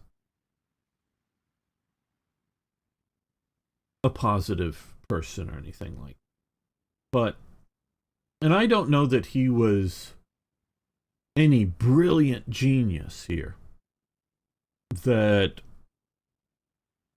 whether somebody like Fritz Todt or Schacht here, that Speer was better, or Walter Funk, who, you know, Walter Funk here, God. I have no idea the intelligence of Walter Funk or the ability. What I do know, and I talked about this, and I won't go into it in any detail here, but the closer you are to Hitler, the closer you have that sort of power within the regime, the more you can get done. Okay? And Speer does have, I do believe, a certain talent for organizing and getting stuff done. So he's effective within his sphere of influence. And so if you put Walter Funk in charge of something, he just gets run over. Yeah, to my best understanding, he is, and I know very little about him, quite honestly, but he is a flunky of Göring. So he is, you know, Göring's yes man put in charge. So it's not so much he's a non-entity in my opinion on the National Socialist regime. It's Göring who's the entity, who's the power, and he's just a functionary under Göring. And that's fine to put him here, but I would really, I don't see a reason to have a Hermann Göring and a Walter Funk. You just sort of put the two together, in my opinion, because, you know, this is Göring over here as a political advisor. This is Göring here as an economics minister. To be able to have two of them, and of course you can also have, Göring over here in charge of the Luftwaffe. So that you need to understand that element of the National Socialist regime, so that if you have a Speer in charge of the war economy, he is able to do what appears to be miraculous things. It's just Germany has great industrial capabilities, great industrial talents that are conflicting with each other and competing with each other and working at cross purposes with each other that are going on, and it's Speer with his power is coming in and getting them organized instead of their little fiefdoms going on. So there should be a few people like that should be in a bit uber in the tree, and Speer should be one of them. Frog guys, remove divisions out of the area. It'd be a good time to upgrade SS divisions. Yep. Let's see about doing some of that. That I don't know about. Well, you know, I heard just what you just said, but let's well, I have the chance. Let's move a couple of fast-moving and a couple of slow-moving divisions in there. But yeah, we can upgrade the SS ones now. What do we want to come over here and Liebstandart. We can do that.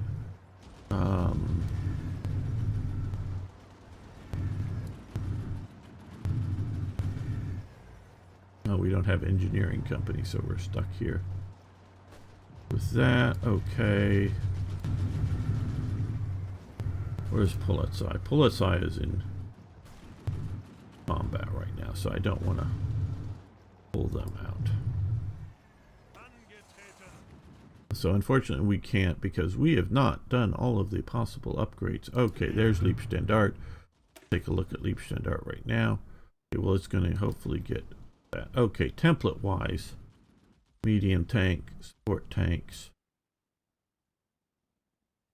Okay, let's see how this does once it gets its equipment.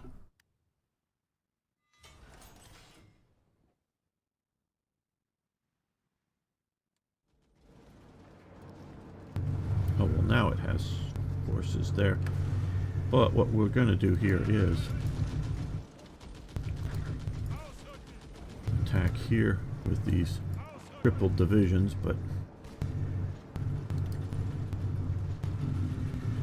probably going to fail, but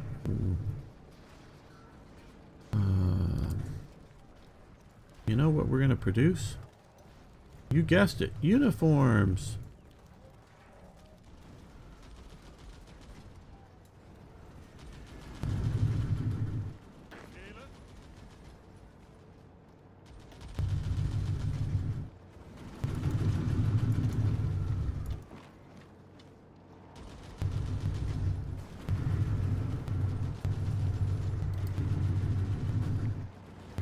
Oh, that may actually work.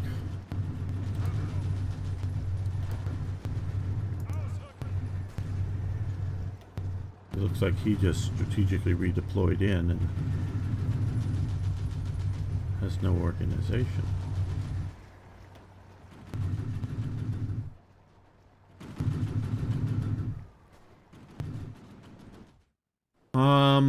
I don't well, one, it's a little early, too early for the Panzerfest. Okay, so now because we were close enough to home, we don't have enough light artillery, I guess. We don't have enough uniforms. So naked SS guys at the front in winter. We don't have enough radio equipment. But we've got enough tanks. Not enough light artillery. Okay, well, let's send you out sort of this way.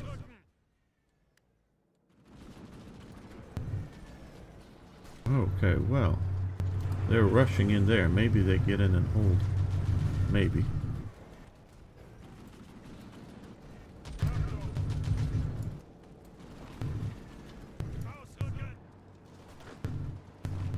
We're just trying to pin these forces here, keep them from moving into there.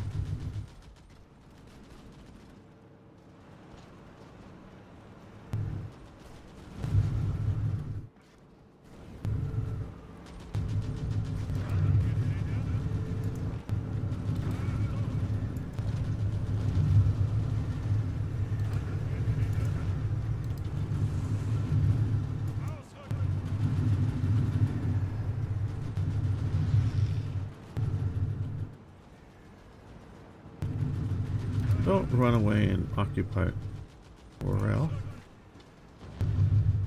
Stay and fight.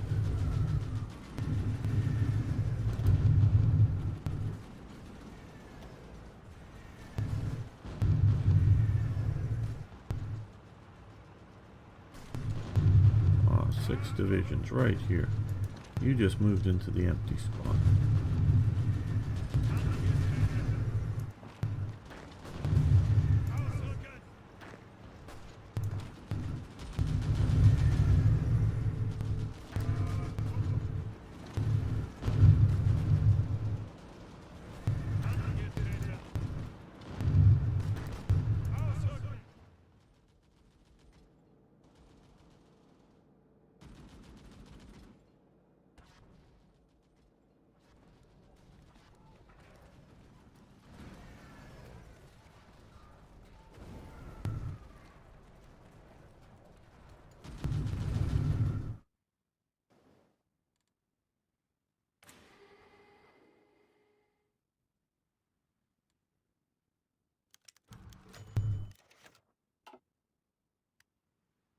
Okay, gained experience, very good. Well, while we're at it here, with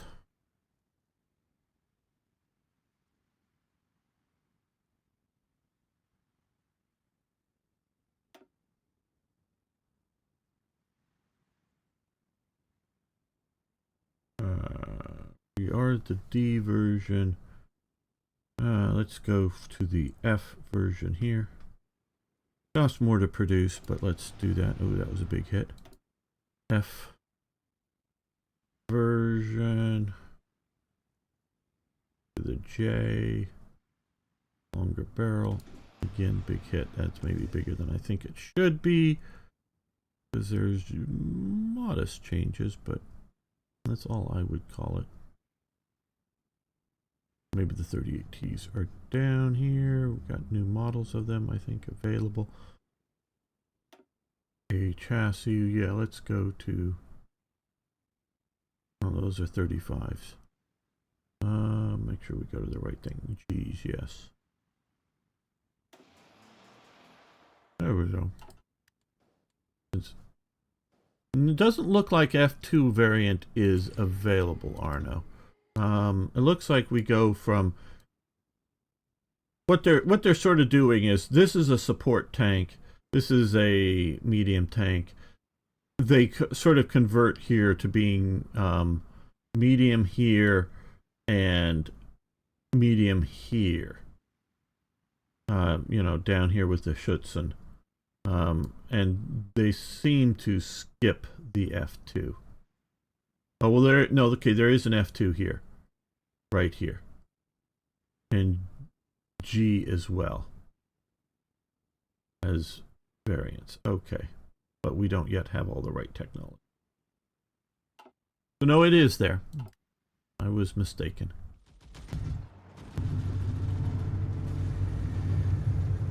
Oh, they got in some.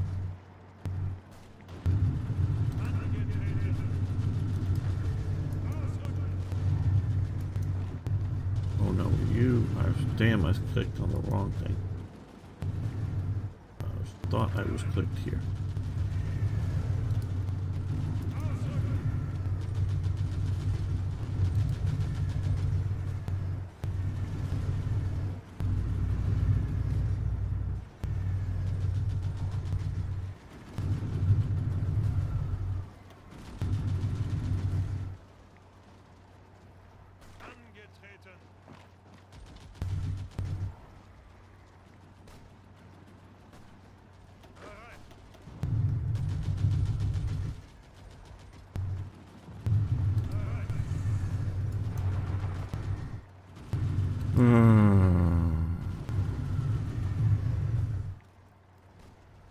Why do I think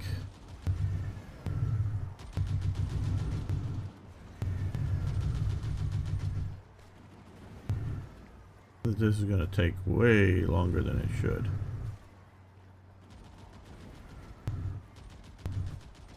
Where do I hover over to get the time, completion time? Oh, there. November.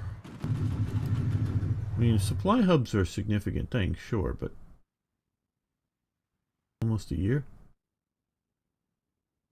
Yeah, the H is very good. Absolutely. Yeah, beam slam. Otherwise, you're right, it was basically the same tank. The F1 and the F2.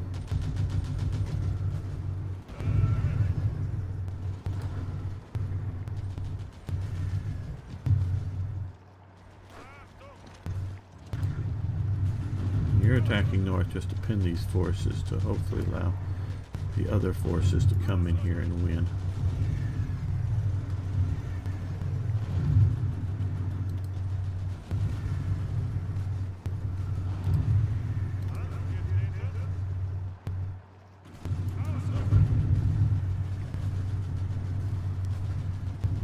And occupy and cut off.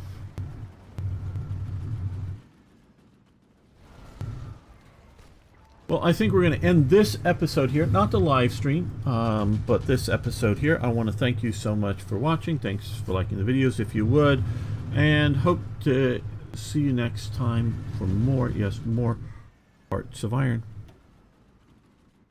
Let's save this and make another episode.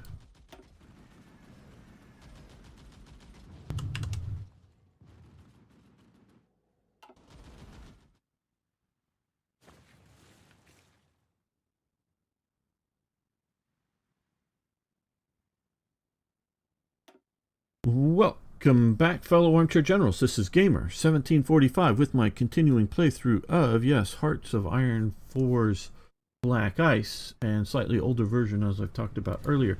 Now, sometimes I've been criticized for not getting very much, clock speed done on this, but hey, last episode we started in January, and now it is February, so we are actually making progress here.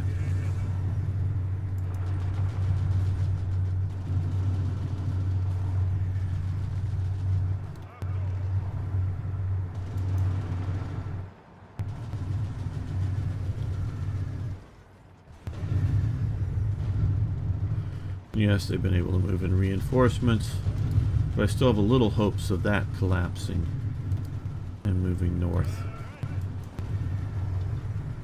and taking that back there. Now, where would be good to put pressure on them? Here looks like it'd be a good spot.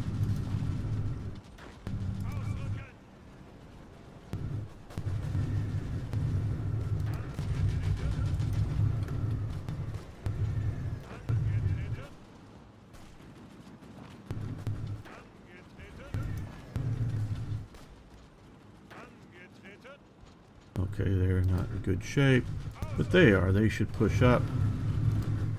These guys can push up there. Well,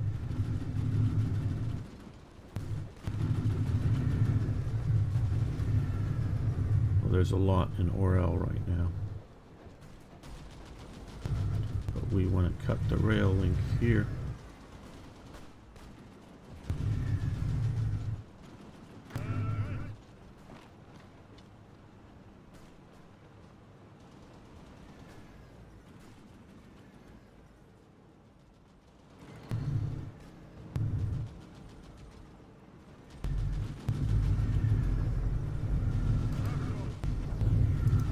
Turn around, march right back in.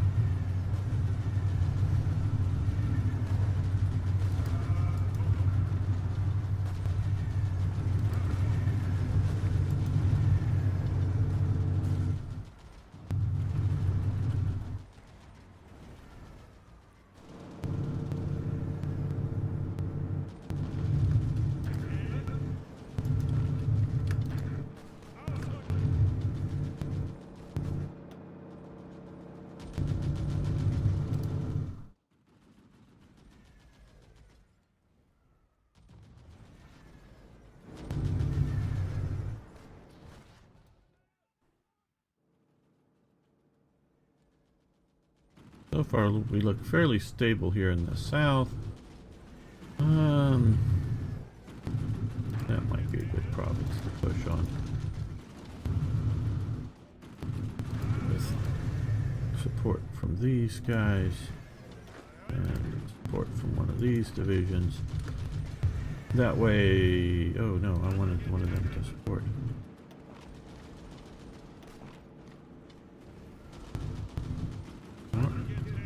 Although they don't have a connection there. Oh, sorry, I thought they did. Okay, they don't.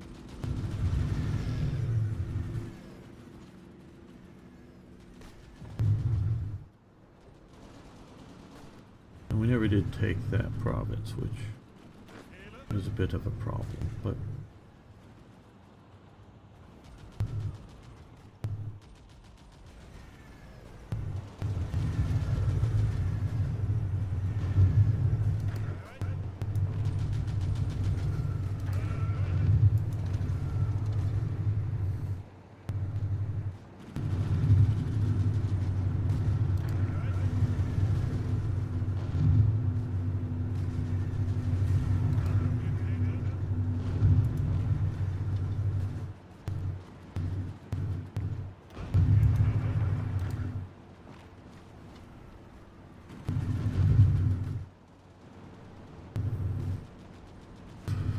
What's Arno saying? Should have focused on the Panzer IV-H and Tiger 1, the older tanks converted to assault guns. Yeah, that's not a bad idea, Arno. Not at all.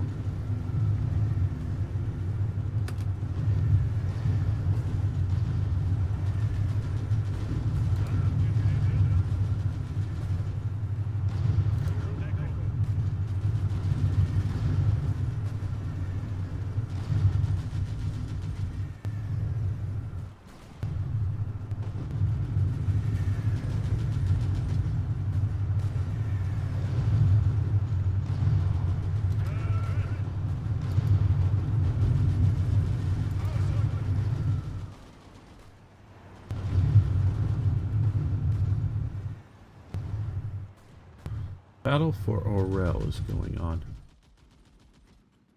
Okay, let's... I've been worried about a lot of things here, but okay,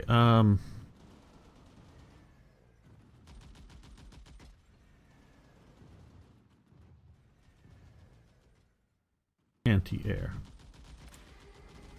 Let's look at anti-air. We probably only have one factory in it. Yeah, but we're gonna, let's get rid of this, yes. We need to be...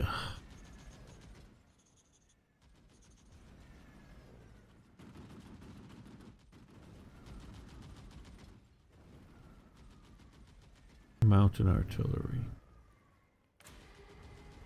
Yes, we have a lot of mountain guns, but, or mountain divisions, but we're gonna stop that. I'm loath to stop a factory here. SS uniforms. We've got so many SS uniforms. How many factories do we have? Just going to be the one, or is it going to be too many?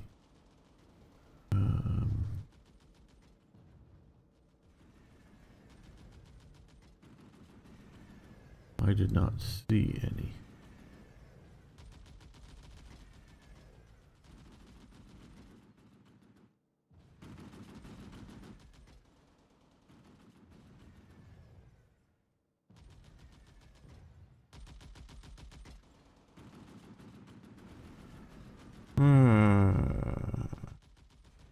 Do we not have any in production? Probably not. Maybe we stopped that already.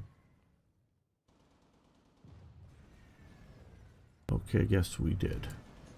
Yeah, that's why it says we're not producing enough. Machine guns, mortars, paratroop equipment. Ooh, paratroop equipment. Let's see about stopping any of that.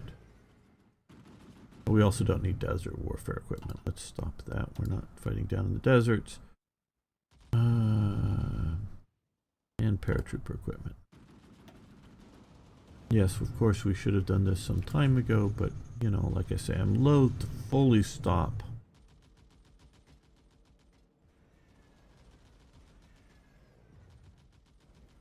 Cavalry equipment, we don't have enough. Truck transports. Well, we've got a lot.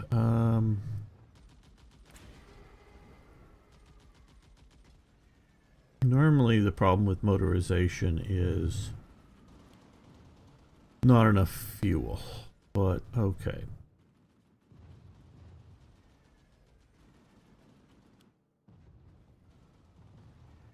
We're gonna let the garrison equipment continue to be a negative problem, but radio and support equipment. Okay, support equipment, let's go with that. Where's radios? Down here.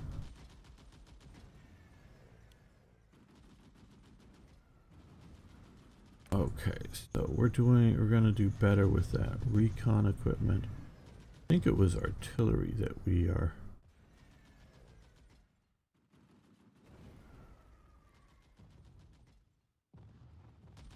Light artillery. Okay, so, and horse transport.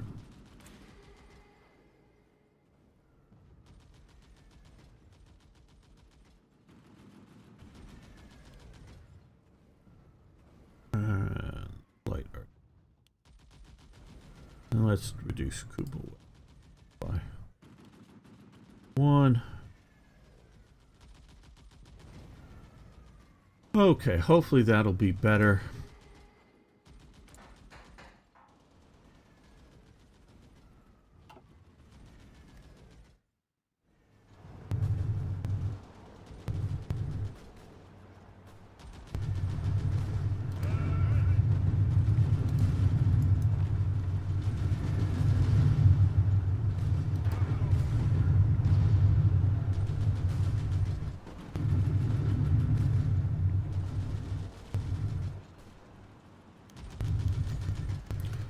The Rio Protocol.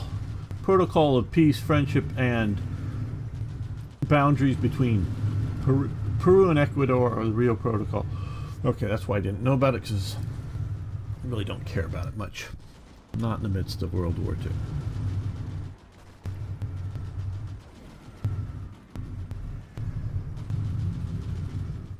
Okay, well, our offensive has completely stalled out.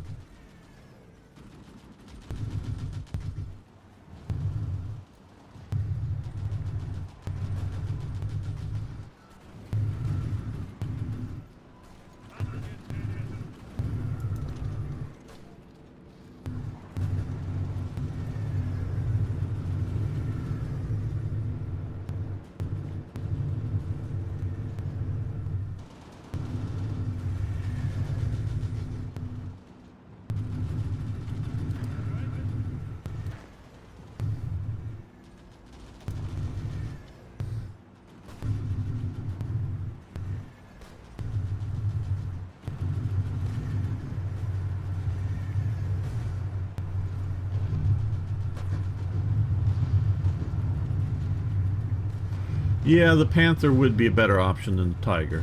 But you remember, Beam Slam, the Tiger is a tank of 1942, and a Panther is a tank of, what, mid-43. So you're talking about a year's difference there. So Arno does have the point of having Tigers in 42 is better than waiting for Panthers in 43. So, yeah.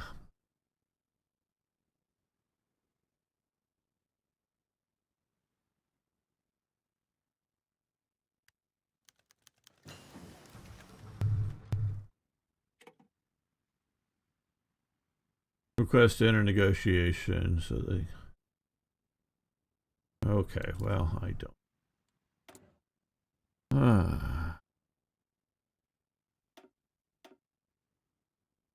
Okay, well, let's come over here, and the other was Bitson we need to do that for.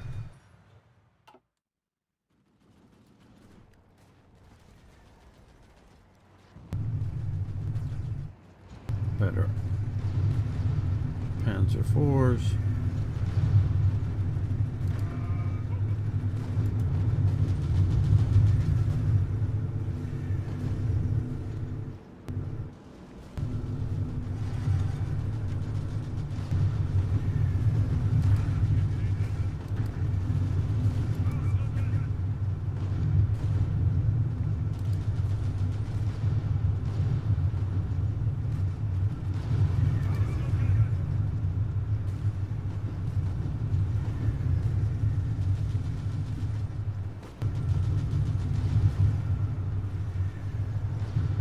Yeah, and Beam Slam is right. That L70 gun is about equivalent to a 88.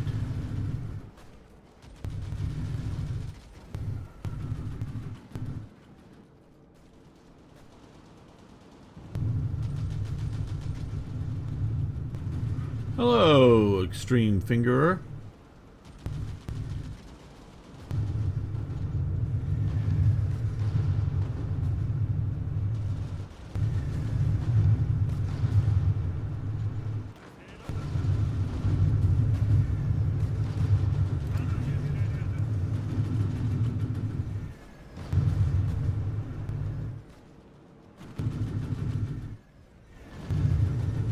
Battle for Orel is in a very nasty battle here.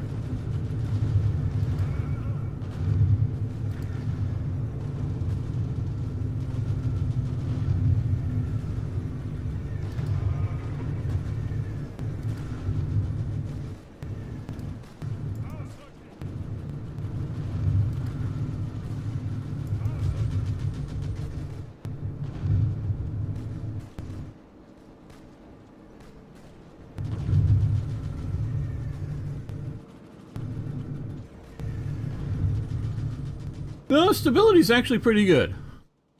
For this, the way this has been going, it's actually pretty good.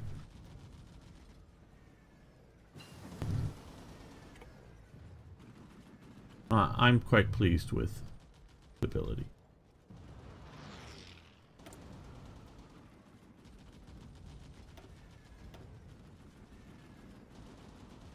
Okay, so we got Sherplunk, which will help that. We could do this now. Plastic defense, really make our tanks good.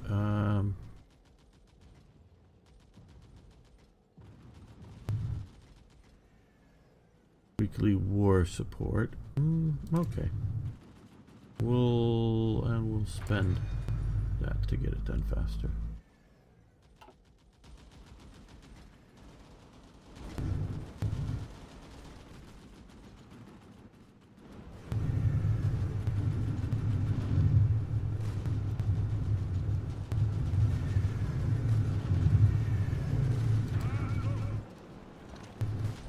They're really trying to take this railway spot. And there.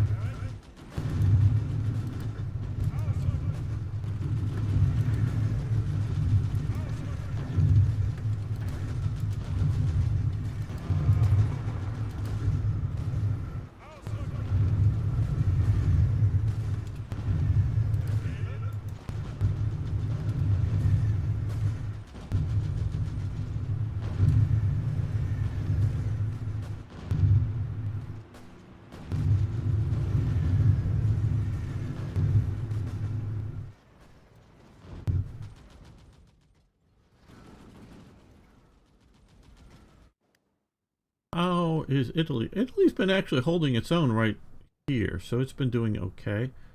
Probably losing. Well, we're losing. I don't know why we're sending transports. Because what we're doing, I think here, and I wish I could cancel it, is had been like sending supplies to Sicily or something. I don't know. But got an American destroyer, British sub. Okay, so we're doing okay there. 2 British convoys. Oh, lost a sub there.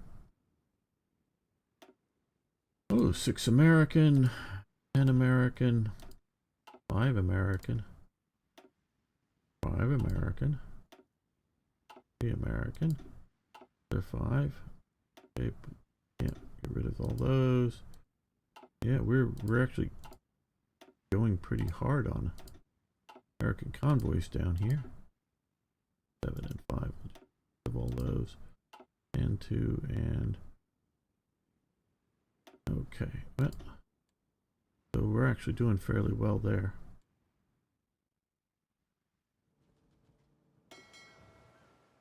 All right, well, Let's put you convoy raiding out in the mid-Atlantic gap.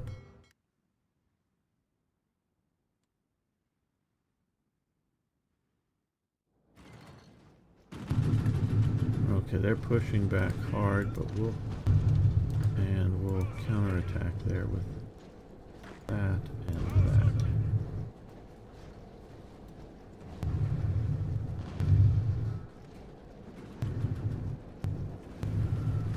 And since they're attacking there, we're going to attack here. With some German division in support.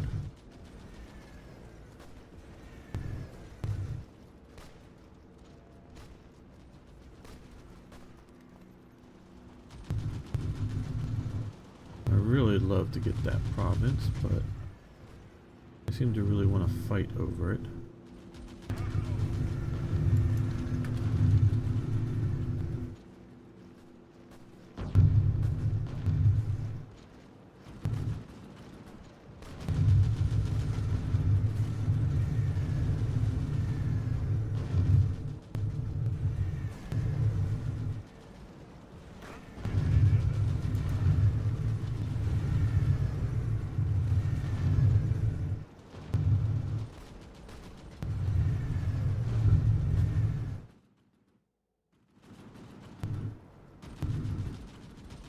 The Panther really,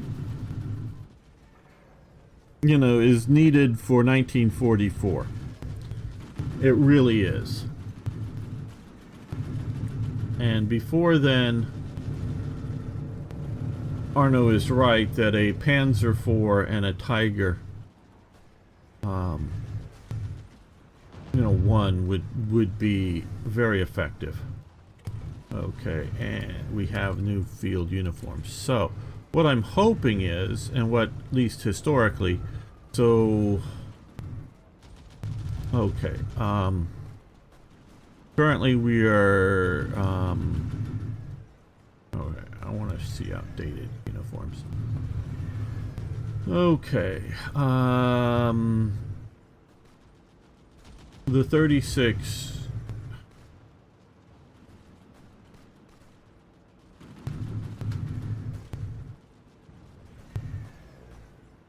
Gamer's having another one of these moments.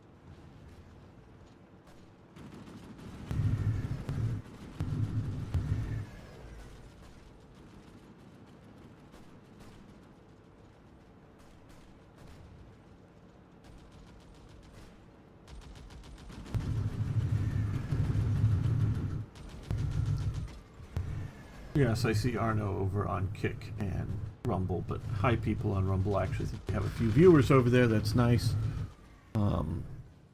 Says 4 watching now. That's nice over there. Okay. Gamer's having one of these moments. I'm not sure, and it may be yes to all of these. I'm not sure if it's modern game design philosophy, shall we say, that Field Blouse model 1936, which here it tells me it costs 0.23 of a factory to make one.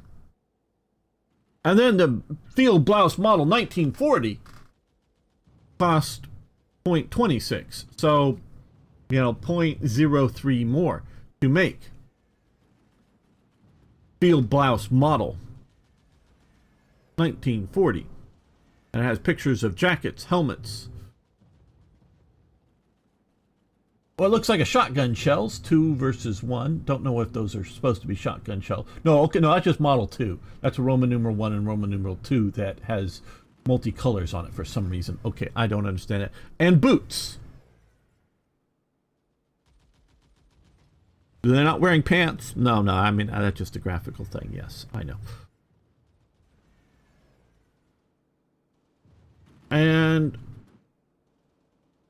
do they just, is it modern game philosophy? Oh, new model must cost more than old model, or new model must, oh, and it costs 2 metal versus 1 metal.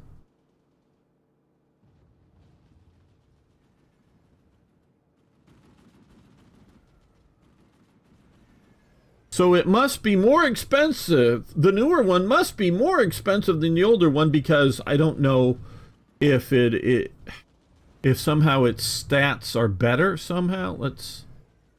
Yeah, okay, defense 2.5, defense 2. Oh, so, okay. Now, we're talking uniforms here, people, uniforms. We're not talking support equipment. Support equipment has a picture of an entrenching tool on it, okay? So, and wire cutters and an axe, and looks like a ammo can and a radio, but we have radios as a separate thing in this mod, and a you know, first aid kit. So we're not talking about, as far as I can tell, people, this is Gamer having one of these. What the fuck are you talking about, you stupid idiots? Now, I don't know, maybe they've corrected this in the new version. I doubt. Someone could go look that up. But are you really that retarded? Or, like I say, is it just, hey, better must cost more? We're talking about Feldblaus model 1936 and Feldblaus model 1940. So we're talking about, but we're gonna the whole uniform. So I'm presuming this is German stuff and not meant to represent American stuff or Soviet stuff or Japanese stuff, and it's not meant to represent, you know, the ammo pouches or whatever, the, you know, the entrenching tools. These are the clothing that these people are wearing. Okay.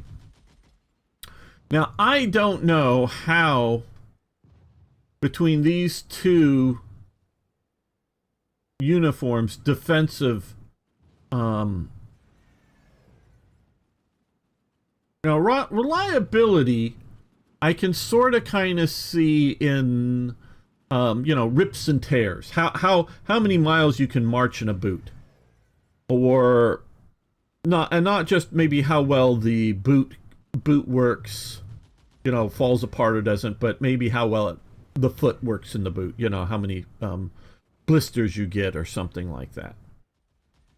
But I really don't get defensive improvements. You can probably argue something, and I'll look at the chat in a moment. Keep saying your piece, but I'm just still like, what, you fucking idiots.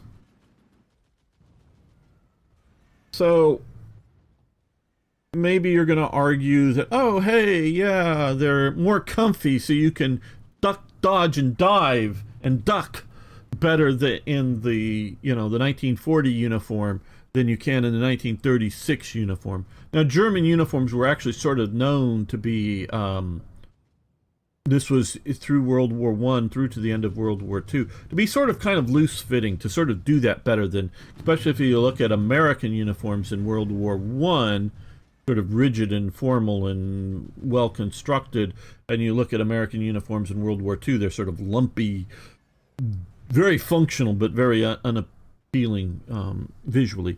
They sort of learned their lesson. So yeah, okay, maybe it's like, you know, the boots are lighter weight, or they're lace-up boots, and they, you know, went to the lace-up boot more than the jack boot, you know, the, you know, pull-up boot. And you go, oh, that makes them better soldier, you know, better able to duck, dodge, dive, and duck. I don't know if you know where I'm getting that from. Anybody gets a special point if they can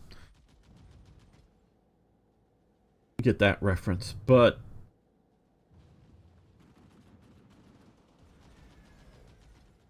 so, okay, maybe we could argue in recovery rate, you know, in there. Okay, so maybe we can argue that the uniform is an improvement in soldiering and then makes the soldier function better. We'll grant that for the moment. But you know, is it just the design philosophy of modern games, in which paradox is deeply entrenched in, to the point that I looked at this at artillery, you know, sort of medium field artillery for Germany.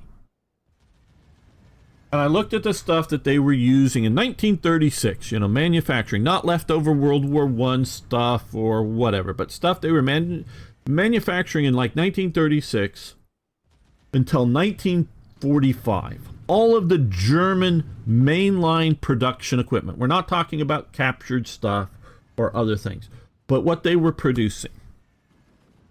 I went and looked at that and all of their improvements to the artillery. Now, I was just looking at medium artillery, and often you'll see with this game, oh, you start out with light artillery, and then you work to medium artillery, and then, oh, hey, you get heavy artillery. Again, this sort of modern game design. Now, Black Ice isn't guilty of that, in that you have heavy artillery, you have medium artillery, and you have light artillery. And they had, in World War I, heavy, medium, and light artillery, so any developed nation should have, whether they're in production or not is another question, but should basically have access to heavy, medium, and light artillery. It's not early artillery is light, late artillery is heavy. No, that's not the way development worked. So I went in and looked, because I have a book that covers every single non-self-propelled weapon system in the German arsenal. I have another book that covers every single self-propelled weapon system in the German arsenal, including captured ones. Very nice books. Went in and looked at them.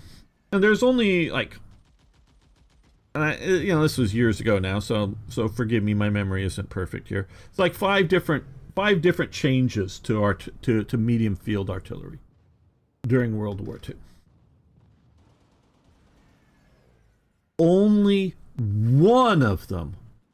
Hello, Keith. Well, I'll get to the stuff. Yeah, and it could be, and the SS, now SS field uniforms. I know this is just, oh, well, okay, now see here we do, because SS field uniforms at the start of the war were gray, and at the end of the war were gray, and they did add also camouflage for the SS. You had gray, and the camouflage was not so much fitted cut stuff, but, well, no, they did do that. They did both camouflage and gray uniforms. But, and the Army did do camouflage uniforms too, but not nearly as many. The SS did more. But at the beginning of the war, the field uniform was gray, not black. Black was always the, never used by the,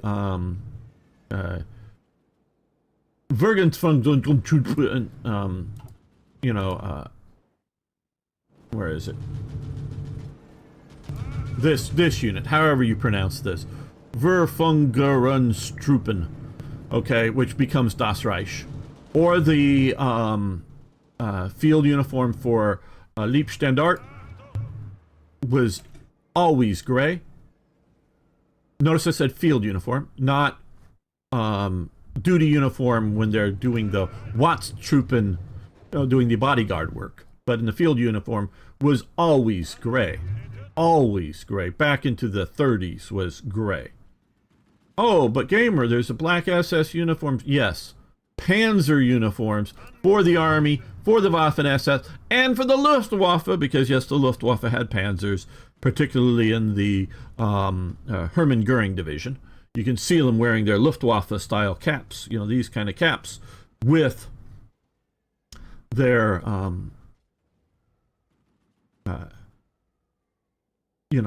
panzer, black panzer wrap, call it the panzer sort of cut uniforms. Now, these these colorizations, one, there's no gold. There is no gold on a SS officer's hat. That will virtually all be silver. And the SS did not use Feldgrau. field gray uniforms. They used gray, or maybe more slate gray, is probably a more defined color, slate gray uniforms. And they were using those back in the 30s, 37, 38, for their field uniforms. They only wore these black thingies, for Allgemeine SS uniforms and Totenkopf SS uniforms and all of that stuff. Now, once the war starts, the SS fairly quickly, the regular SS guys, switch over to their, slate gray uniforms as well. So, but that isn't, field uniforms. That's something different. So they do transition to everybody wearing gray eventually, except of course, because you can maybe see what that might be, the front guy here, that might be a Panzerrat, but I don't think so. So it was just the Panzer troops that continued wearing black, and some of the foreign SS non-combat type uniform guys, like guys in Norway and the guys in the Netherlands, the SS guys, the local SS people, were wearing older SS uniforms with new insignia on them. Yes, I know a lot about this stuff here.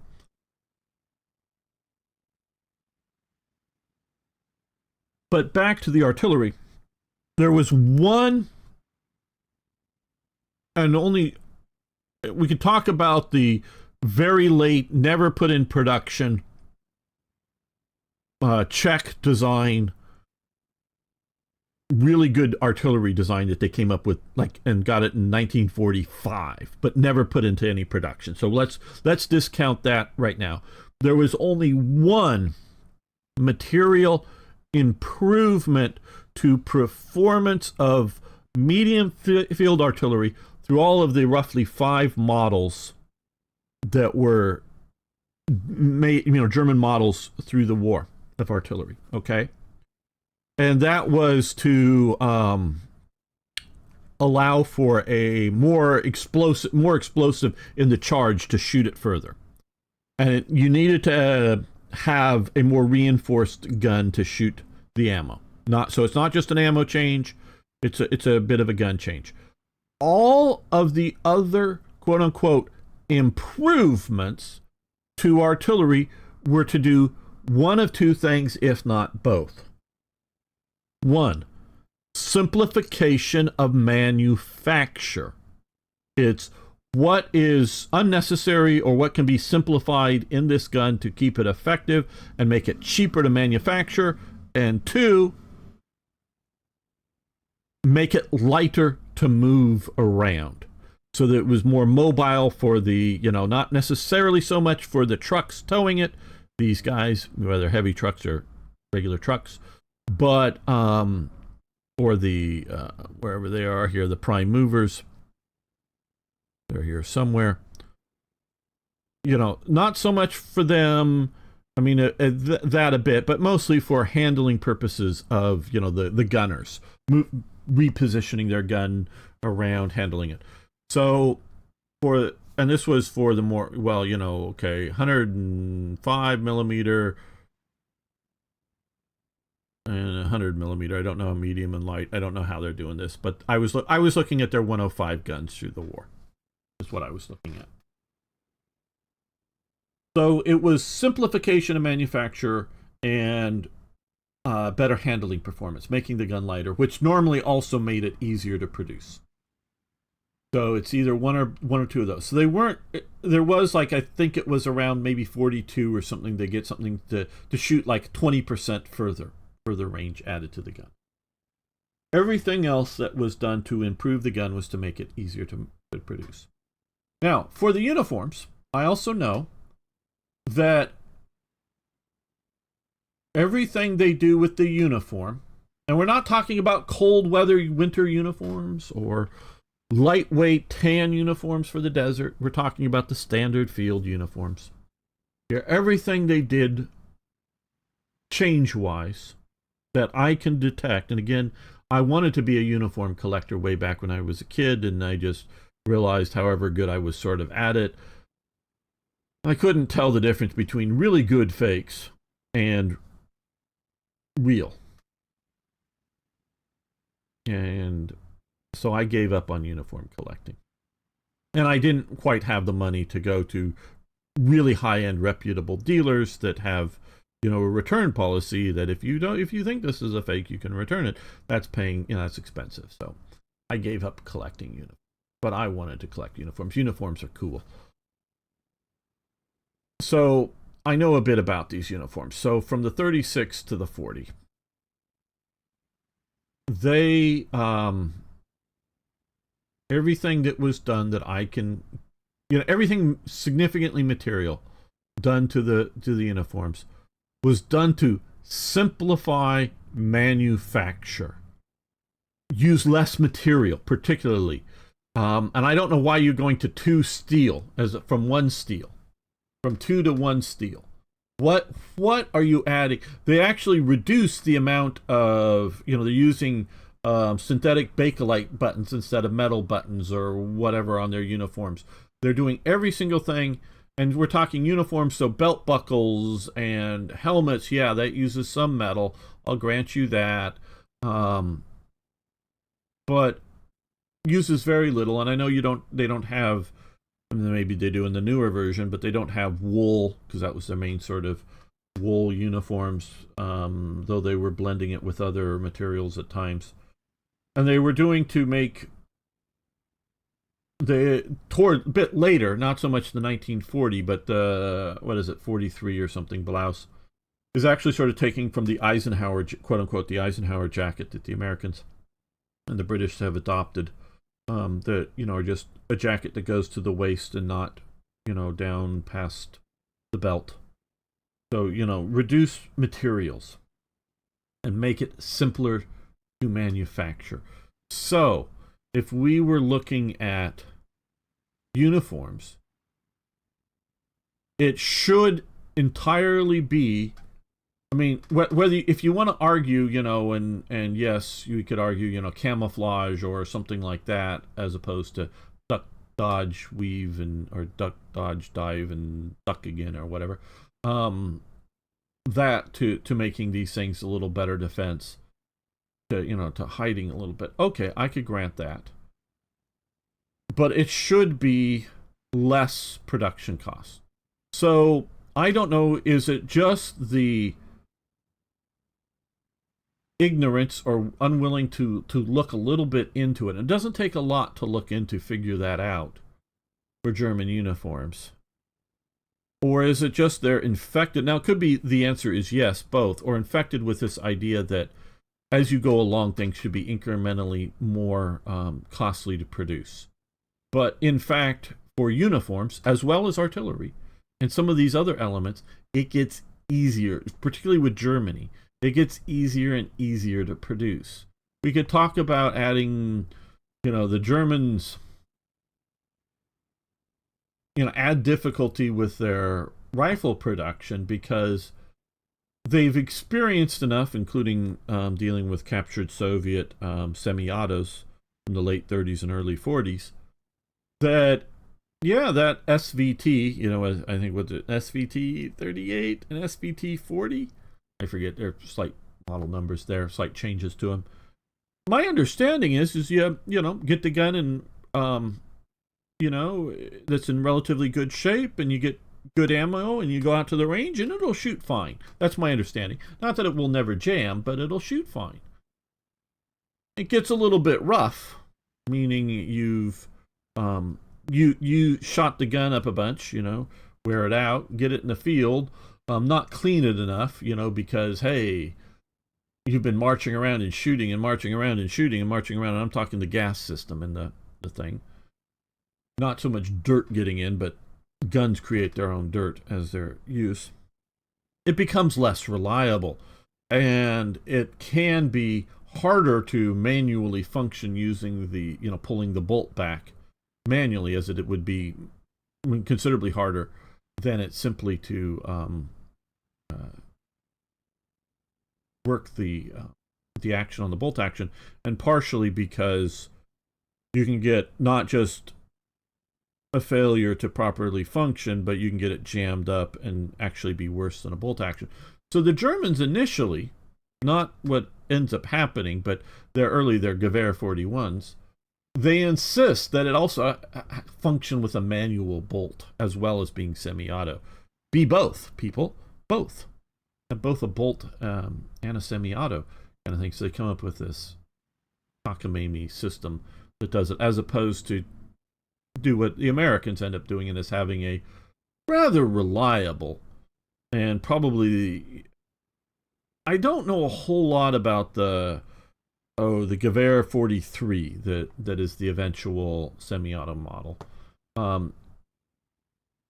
How reliable it is, but I think it's reasonably reliable. But I know the M1 Garand for the time period is very reliable, and it's only really wanting the stability of because especially back then, the stability of a semi-auto gun for, precise shooting, with scopes, being a sniper, just isn't quite there. Yeah, I know there's the M1D that it's much better than most, but if you're really looking for that getting that scope zeroed in and putting that round precisely, and you're really good at it, you probably want a really accurate Springfield rifle, or because Springfield's basically, a Mauser, a really accurate Mauser type rifle, and you can precisely put that with good quality, with consistently good quality ammunition, not just your standard ammo that's coming out of the factories. You can perform considerably better with a bolt action in those days. Now, modern day, properly built, very expensive semi-autos are functionally the same for most snipers.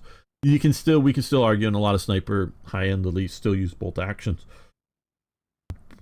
partially for the weight situation too, I believe, because a really good semi-auto sniper rifles tends to get a bit heavy, where a Remington 7 model 700 done really nicely can be fairly lightweight, and if you're just shooting a few rounds occasionally, the extra recoil is not a problem. It does beat you up a bit, but it's not terribly a problem. So there is no reason, and actually there's an anti-reason for me to upgrade the field uniforms, because I want more uniforms now, cheaper, efficiently, than I want better uniforms. And that is not what I was expecting to do by researching this, because, see, again, I know history. I've looked at this. We can. Why? Okay, Portuguese. Let's see about getting.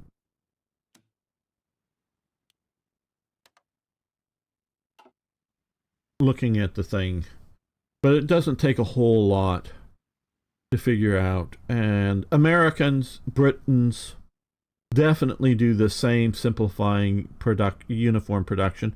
The Japanese uniforms are pretty damn simple from the beginning, and I don't know if there's really a simplification there much. There might be. Chinese uniforms are as simple as possible. I mean, literally falling apart simple. Russian uniforms, I don't know enough about them if they really get more simple during the war.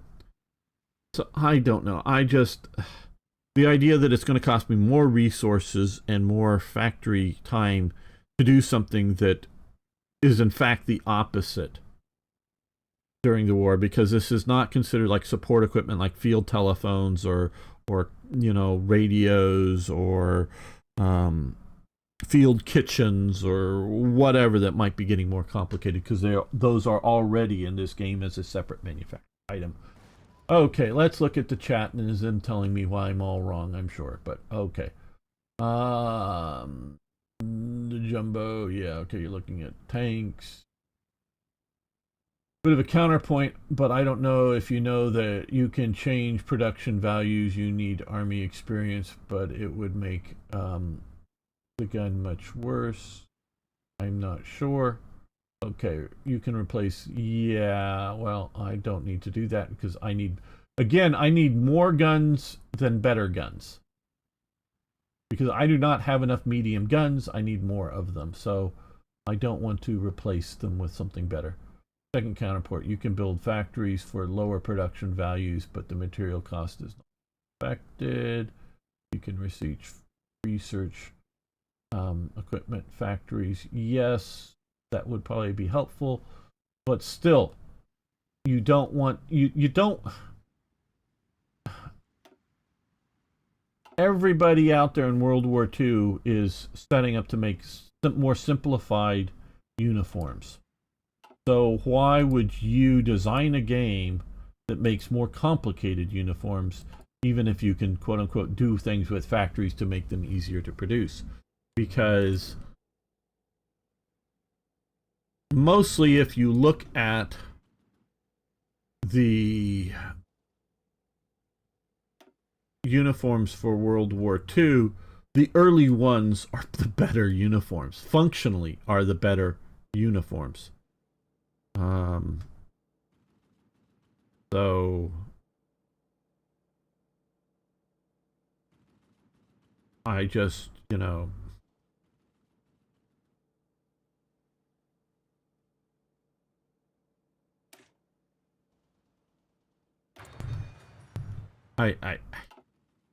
I'm not buying the idea that there's quote unquote things you could do to mitigate the problem. Yes, I will agree with you there that those very well are real, but the real thing we're talking about here is a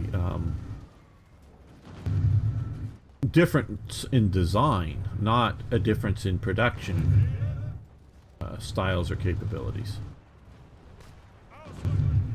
Okay, so we've cut off their rail links to Orel. Looks like that's going to hold. Let's attack there.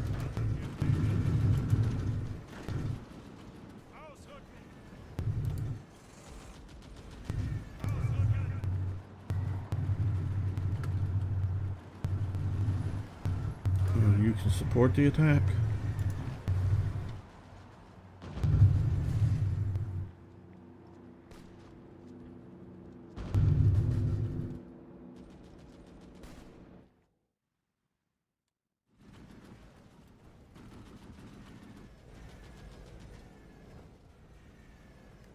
Okay, we are combating areas with our air, but we're not really winning.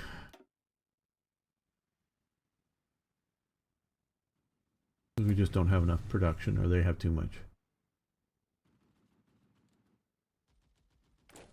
Well, yeah, I hear you. Okay, medium artillery. Oh, that's mountain artillery, medium artillery. We only have 300 and some guns extra. I'm not.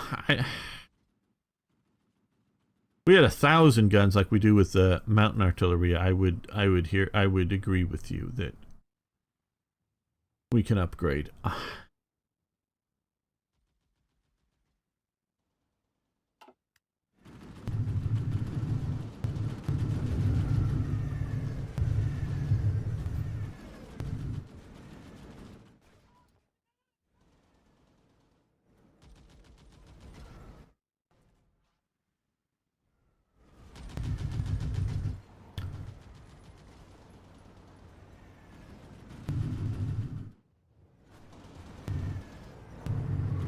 Okay, well, they're still trying to push back to get this railway here. We're just a couple of divisions, and they're going to lose. How is our supply doing? Because we pushed a little bit forward. Okay, 39 for 40. Okay, supply is looking actually fairly good.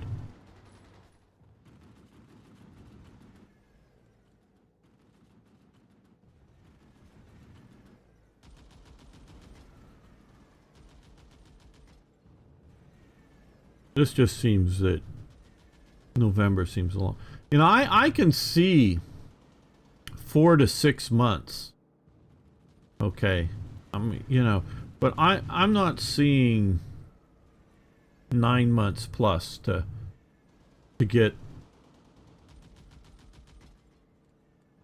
get these built. That just seems awfully long time.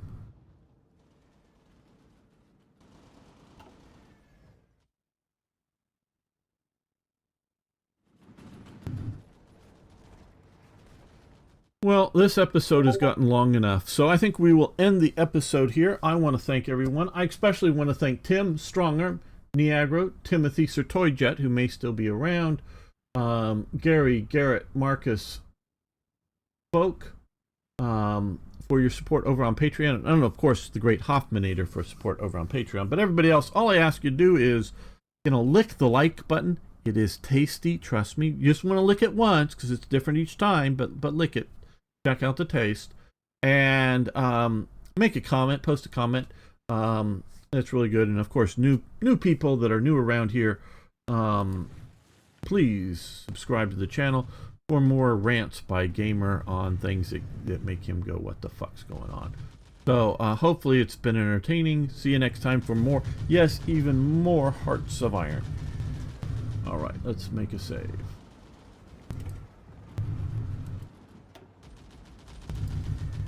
And I think we will end the stream here today. I have had a lot of fun.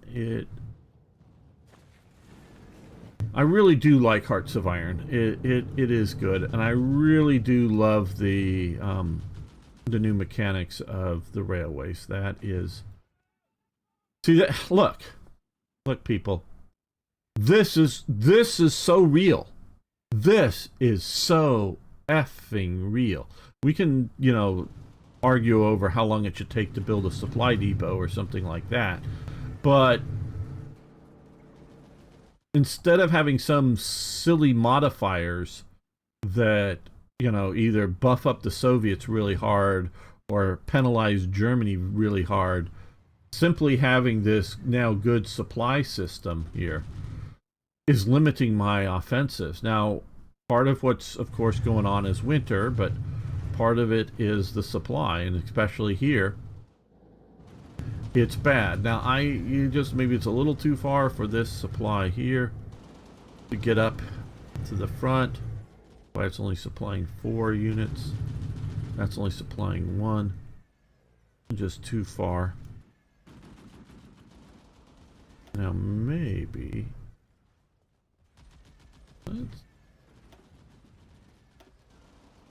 let's go back to Horsey supply there, and here. No, here. Let's go back to. What if we were to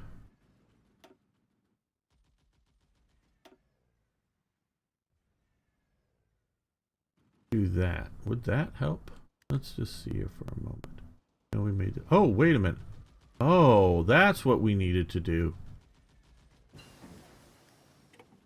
Oh, that's what we needed to do. There we go. There we go. That's what we needed to do. 16. Oh, goody. Now. See, I'm learning. I'm learning. Probably just War Thunder tomorrow, Arno. I don't yet have... And there's been a lot of changes to Enlisted. I don't have it properly upgraded on my system. I know I could, but I don't know how many other people. And the problem is if we do that, we'll have people showing up to do it. And, oh, I've got to download for half an hour. So, okay, I'm learning, people. I'm still learning with this game. This is a detailed game, and I like that it's detailed. But, okay, so now we have much better supply here for these units. So we'll see about going forward. Yeah, now I have time, but not everybody else does, and I probably just I don't know. We'll see, but probably it's going to be War Thunder tomorrow.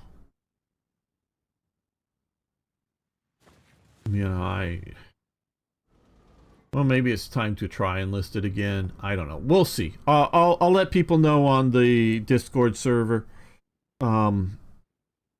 tonight so that they can update their game if they're interested in joining.